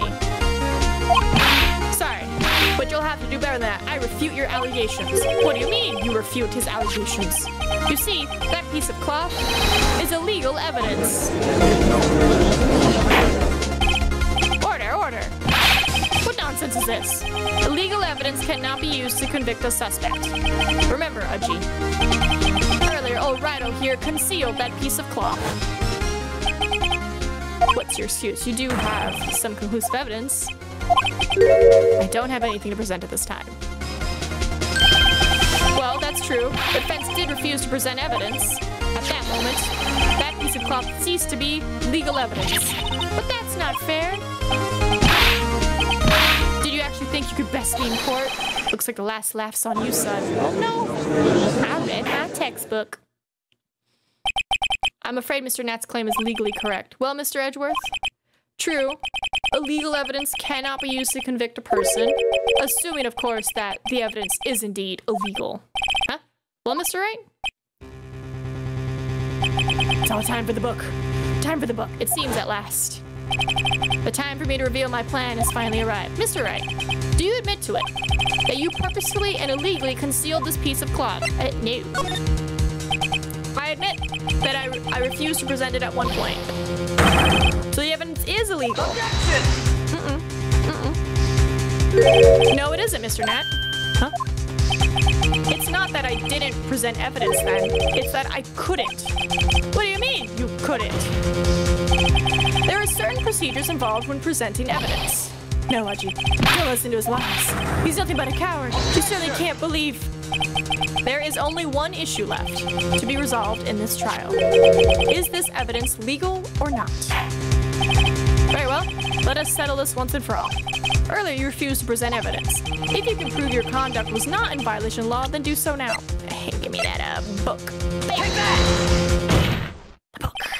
This is my proof, Your Honor. Evidence law. What's this? I've done my homework too, Chief. Indeed, Emma Sky's fingerprints were on this piece of cloth. However, at that point in time, this was merely a piece of cloth. Nothing more. What? You see, it's written right here in this book. The second rule of evidence law. Rule 1. No evidence shall be shown without the approval of the police department. I found this piece of evidence myself inside your safe. It goes without saying, I did not have approval from the police department. Rule 2. Unregistered evidence presented must be relevant to the case on trial. And here is the crux of the matter. You see, at the time it was impossible for me to prove the relevance between the cloth and the SL9 incident. What? What kind of nonsense is this? You want relevancy? Just take one look at this picture and... Let me finish. Sorry, but can you recall when was that picture presented? That was shown only a few moments ago. No, he's right. At the beginning of today's trial, that piece of cloth was still meaningless. The person who gave it value as evidence was you, Damon Nan. You yourself confessed to a certain truth. Let me verify this once more. On the day of the crime, you personally cut out this piece of the victim's vest. Oh, yes. Yeah, buddy. No. It was then that you approved this cloth as conclusive evidence. Yes, you, the chief of police, personally approved this cloth. The only person who could have cut this from the victim's vest is the one who stood before Prosecutor Marshall in his final moments. In other words, the real murderer. And there's only one person who that could be. Damon Nan. The killer was you. I got you, buddy. I got you.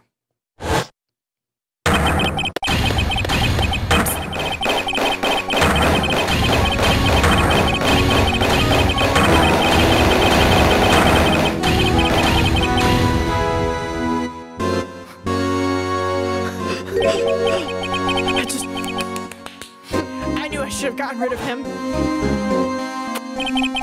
Like good for nothing scum. For 2 years, he's been snooping around the department trying to get something on me. Crimes are being committed every day, yet he insisted on hounding me. Well, your crime wasn't exactly petty. He wanted to reinvestigate the case. He recruited Angel Starr, then convinced Bruce Goodman. Detective Goodman? Yeah, that's right. If the evidence is transferred, I'll lose my only chance to find out the truth. Please, you've got to help me. Goodman turned him down, as he ought to. Still, Jake Marshall didn't know when to quit. He stole Goodman's ID card and even tried to take the evidence. Goodman came to me that day. He wanted to file a lost item report. I went with him to the evidence room. Then all of a sudden, he decided to speak out. Oh, just like, hey, by the way. What are you talking about, Goodman? Can you please reopen the investigation, Chief? We can't transfer the evidence out. There are too many questions left unanswered. I still don't get why he killed the prosecutor, though. He opened his evidence locker and he was taking the evidence out. As he was taking it out, he said, "It's not too late. I'm gonna hand all this over to Marshall." Well, to be honest, I was a bit taken aback by his words. I had a bad feeling when he came to see me, but I never thought he'd bring up SL9. That's when I saw it. That accursed knife.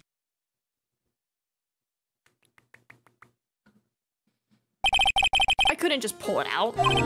Doing so would only lead to more blood, making it near impossible to hide your crime. Even so, the blood was just pouring out. I didn't know who might stumble in, so I hurried to wipe it up. I was worrying so much about the floor, I didn't realize my fatal mistake. The bloody handprint, the glove print. Detective Gumshoe's locker. It used to be known as the crime computer, but everyone has to start somewhere, I guess. I was too nervous. I had no business doing any of it. Then you put the body in my car? I'm sorry, I couldn't think of any other way to move the body. I broke your trunk, but what's the big deal? You make a lot more than us detectives ever will. Leaving the prosecution's car aside, how could you get Miss Sky involved in all of this? Well, she had as much to lose as I did if the truth came out. So you took the evidence from Detective Goodman's locker. I felt bad for having to do it. I also didn't have the time to pick and choose what to take. So, you left the jar fragments and the glove. Yeah, it looks like I was better off being an investigator of crimes than a committer.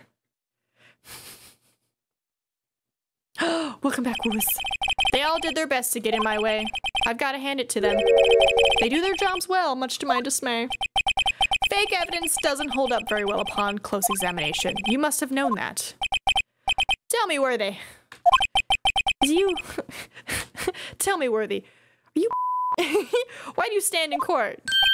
Me? You despise criminals. I can feel it. You and me, we're the same. One day, you'll understand. Oh, and believe me, you will. You're just one man.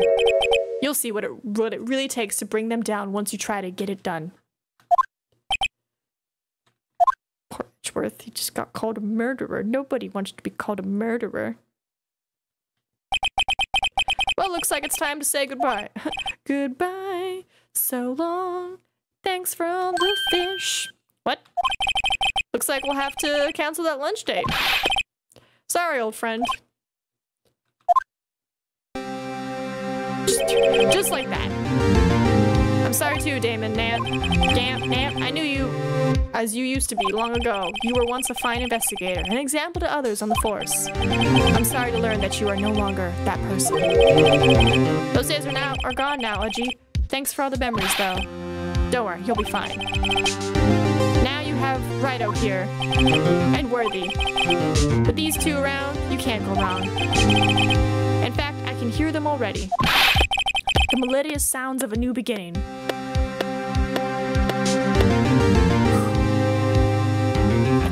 I think we did it. There are two things I want you to understand. Yes? First, your sister never hurt anyone. Second, Damon Knapp betrayed you from the beginning. You see, Miss Sky, you no longer have any reason to keep silent. You're right. When this trial is over, I'll tell everything. All that I've done these past 2 years, from the time I had Nat help me forge evidence up until today. So, it seems all the questions raised in this trial have been answered. I'm sorry, Miss Sky. I couldn't get you out of all your trouble. My. What high standards you have for a rookie. I can see why Mia thought so highly of you. Who knows? A few years from now, you just might make it to the top. Smile. I owe you my thanks, Mr. Wright. Miss Sky? And to you too, Mr. Edgeworth. You've suffered every bit as much as I have over these past few days. Believe me, I know how much of an ordeal it's been for you. It was nothing. Liar. I was worried the pressure might break you. And yet, you rose above it all and guided Mr. Wright to victory. You've done well, Mr. Edgeworth. Stop it! I only did my job. Yes, praise the good boy.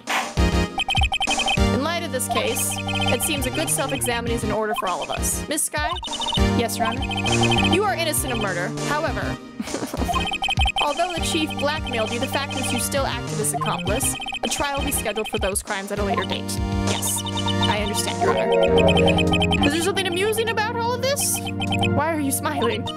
It's been a long time, Your Honor. A long time since I felt free of these heavy chains. Aww. She finally smiled for the first time. Well, this trial has gone on far too long already. Regarding the charge of murder, this court finds the defendant, Miss Lana Sky, not guilty. Not guilty! Let's freaking go.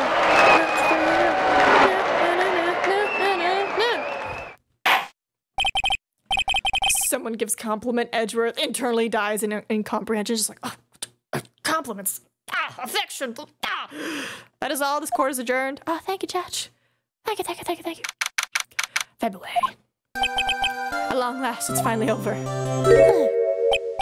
Emma!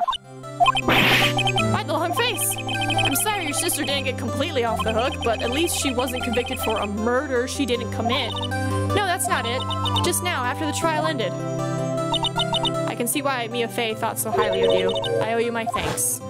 Is it the smile? And to you too. Is it the smile?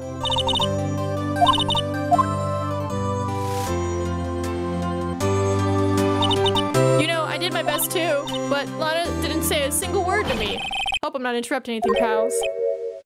Gumshoe? Oh. Guess I am. I'll come back later. Wait, Detective Gumshoe, what is it? You're doing this on purpose, aren't you? Making a detective run all around while on duty. And to top it off, you call me here. I've seen happier people at funerals. Hey, lighten up, pals. I'm only kidding. Okay. Oh, are you here because of my sister again? Nope. Not this time. I came today because of you, pal. Me. That's right. I thought you'd like to see someone. Lana! Should you be doing this? She's still under arrest, you know. Meh. Well, I won't tell if you won't. Emma, I owe you an apology. It's okay, sis. Don't worry about it. That day 2 years ago. was the first time in my life I ever panicked. It was all I could do to keep myself from screaming. All I could think about was keeping you from getting wrapped up in that mess. Such a mess. Sis, I asked Nat to help me cover up the truth. I thought I was doing it for your sake, but now I realize I was wrong. I changed after that day.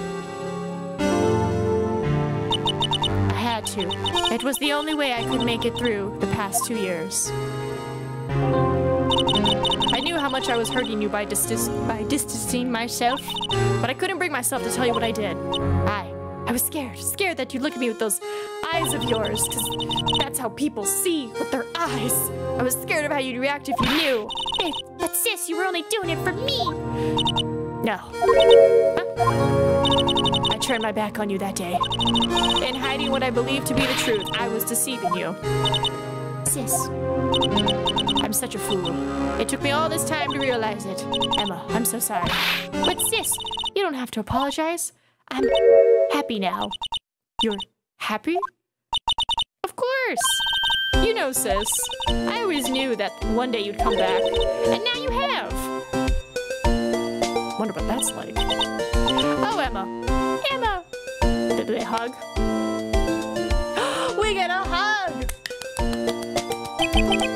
No one can change the past.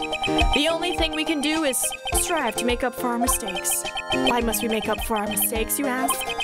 Because in doing so, we can find the way back to our rightful path. And it is from there that we can move on toward a brighter future.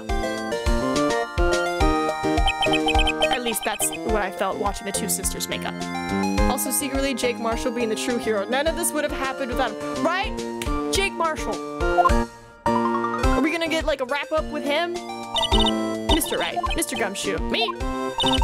Thank you both for all that you've done. I'm sure we'll meet again someday. Isn't that right, Edgeworth? Edgeworth? Stop hiding and come over here. Is he just like... I see you found me. Where was he hiding? I just came to say that, you know, you're a totally good, like, defense attorney, I guess. You know, it's cool. Congratulations. Thank you. Thank you, Mr. Edgeworth. Right. Well, I'll be going now. Meh. Mr. Edgeworth, I hope you don't blame yourself for what happened. We were the ones who acted corruptly, not you. He's like, yeah, everyone's been mean to me for the past 2 years. It's too late for me. No matter what anyone may say, I realized today that I can't correct my mistakes. Mr. Edgeworth. Not only that, but I don't even trust myself anymore. Chief Nat was right. You despised criminals. We're the same. Edgeworth, I don't think you're gonna start killing prosecutors. Silly. I do despise criminals. I plan to dedicate my entire life to fighting them, but in order to fight crime on my own, I need a weapon. It's scary, but I've known that to be true for quite some time now. But Edgeworth, who knows? Given enough time, I might have tried to pull something like Chief Nat did. The thought terrifies me. That thought terrifies me. That's why I can't continue on as a prosecutor. Edgeworth, don't you understand? Damon Nat and your mentor, Manfred von Karma, were both the best of the best when it came to fighting crime, but they both made the same mistake. You said, in order to fight crime on my own, I need a weapon. That may be true, but think back to today's trial. You weren't alone. Yeah, you had me. You were working together with Mr. Wright, and because of that partnership, you were able to present evidence that otherwise would have gone undiscovered. Isn't that right, Mr. Wright? Yeah.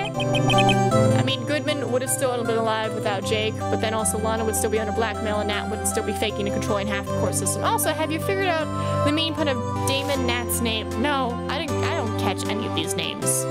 Damon Nat? Is it something for demon?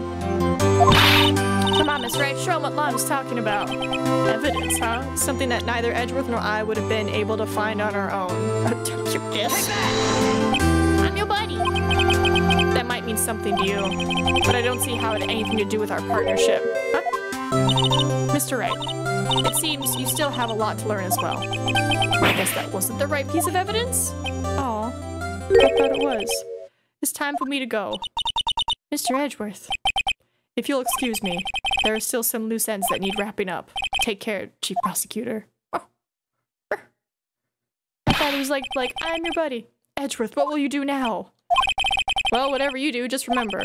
Can't let what happened kill the prosecutor in you, or you can't let it help you grow. In the end, it's up to you. I know. It seems I owe you my thanks too, right? But what I face now is my problem. Edgeworth, I'll be waiting for you in court. Farewell. I thought that was like, it's us, the buddy. I better be going too. Okay. But I'll be by to visit soon. It seems we both have a lot to learn and catching up to do.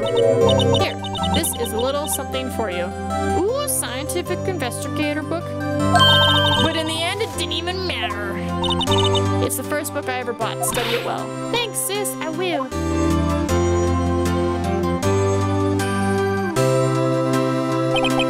And so another case came to a close. As for the sisters, I have faith.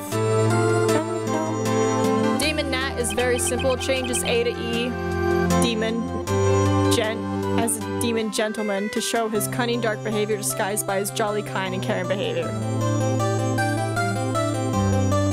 Cool. See, I'm just like, how would people figure this out? Kudos to the people who figure it out. But it only just begun.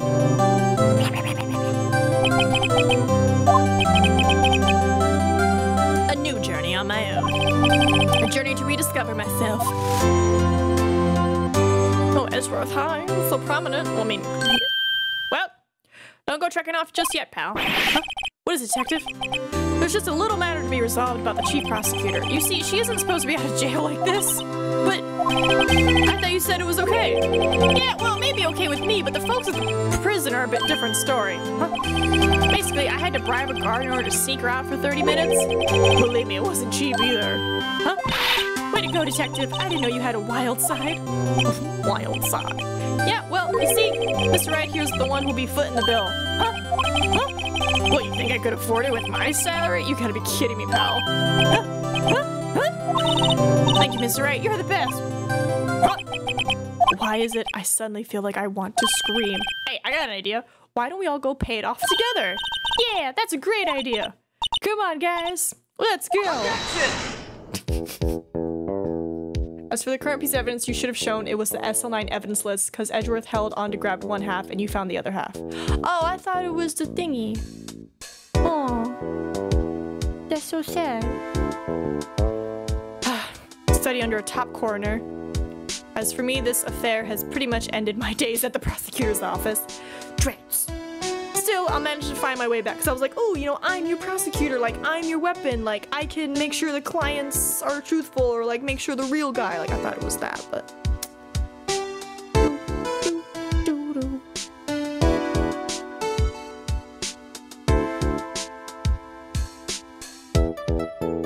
I want to grab a snack, but I'm not sure if it's going to show more things. Yeah, it is. Yikes, I thought I was a goner for a moment there. In the end, though, they overlooked my unauthorized investigation to the chief's office. If we penalize you anymore, it'll be worse than firing you. Yeah, that's what they said. It just goes to show you can't shake me off that easily. He's like, I'm on the scent, I'm on the trail.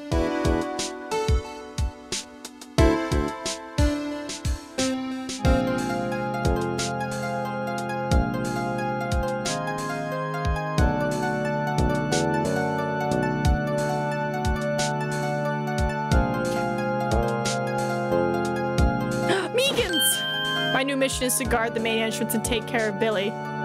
Can you believe it? I've been demoted to a security guard. My partner's keeping an eye on the entrance for me today. I'll show them though. Someday I'm gonna make detective. Then I can be just like that Dick Gumshoe. Justin Timberlake pleads guilty, gets community service after DWI arrest. Oh no.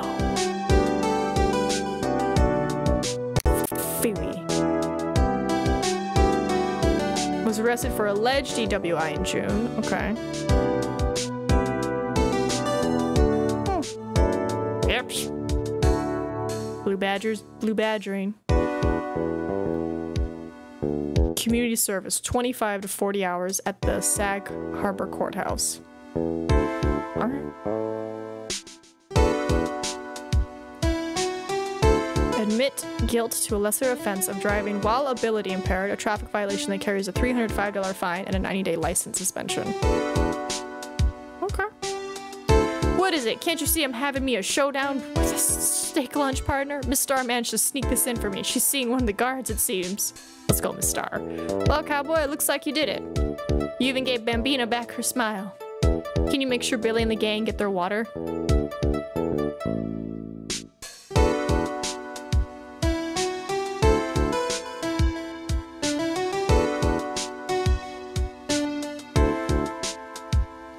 Looks like we won't be seeing each other for a while. As a farewell gift, I put a new meal on the menu, the Wright Way lunch. The top layer tastes as bitter as defeat, but the bottom layer is as sweet as victory. Kids seem to dig the churn about theme. It's a hot sailor around exam time. Just make sure not to eat it backwards. Oh. Jake, you beautiful human being. He's a nice human being. Give him that.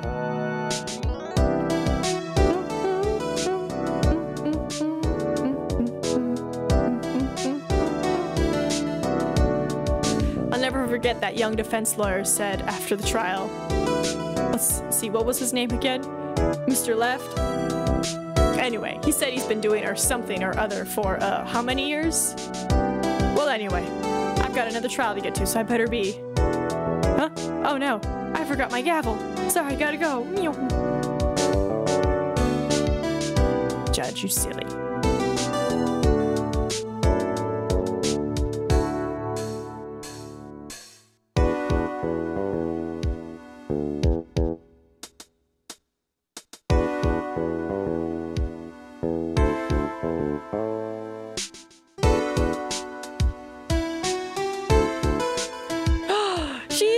Nothing soothes the soul like fresh country air. Still, sometimes I do miss hearing you and your objection. Still, I can't go back until I'm a full-fledged spirit medium. Mystic Maya, afternoon training's about to begin. Coming! Well, see you around, Nick. Maya! Got to see her again, and she's doing good on her training.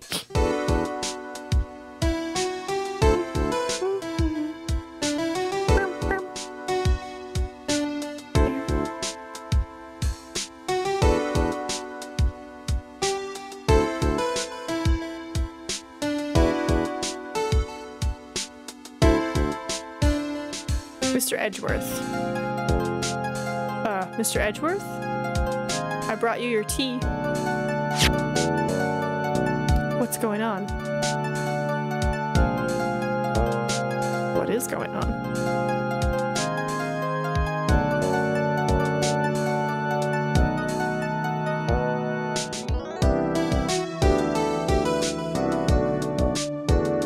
Yep, it's definitely a cliffhanger. Oh, are you gonna leave too? Thanks for coming to see me off. What? I can't believe I'm going to Europe. Thank you, Mr. Wright. Thank you so much for everything. What? Everybody's leaving me. I'm a little sad, but I'll be alright. Wherever I want to see Lana, all I have to do is open this book. What about me? YOLO.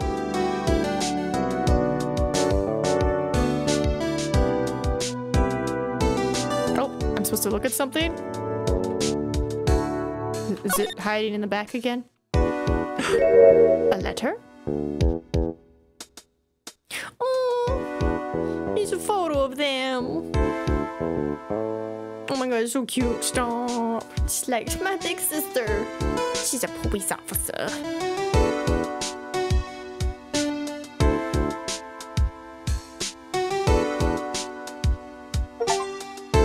Clear episode 5 of PWA Ace Attorney. Something Wright. Power Wright? Wait, what's my name? Phoenix Wright. I forgot my name for a moment. But there we go. Look at that, 3.5 hours. You were right. We did it. We wrapped up the first game. So I imagine, would I hit continue or would I hit new game to carry on? Also, if I'm continuing, is it just gonna take me back from here? Okay, so we would hit new game. Got it. Well, since we have time, let's set up for another game. So,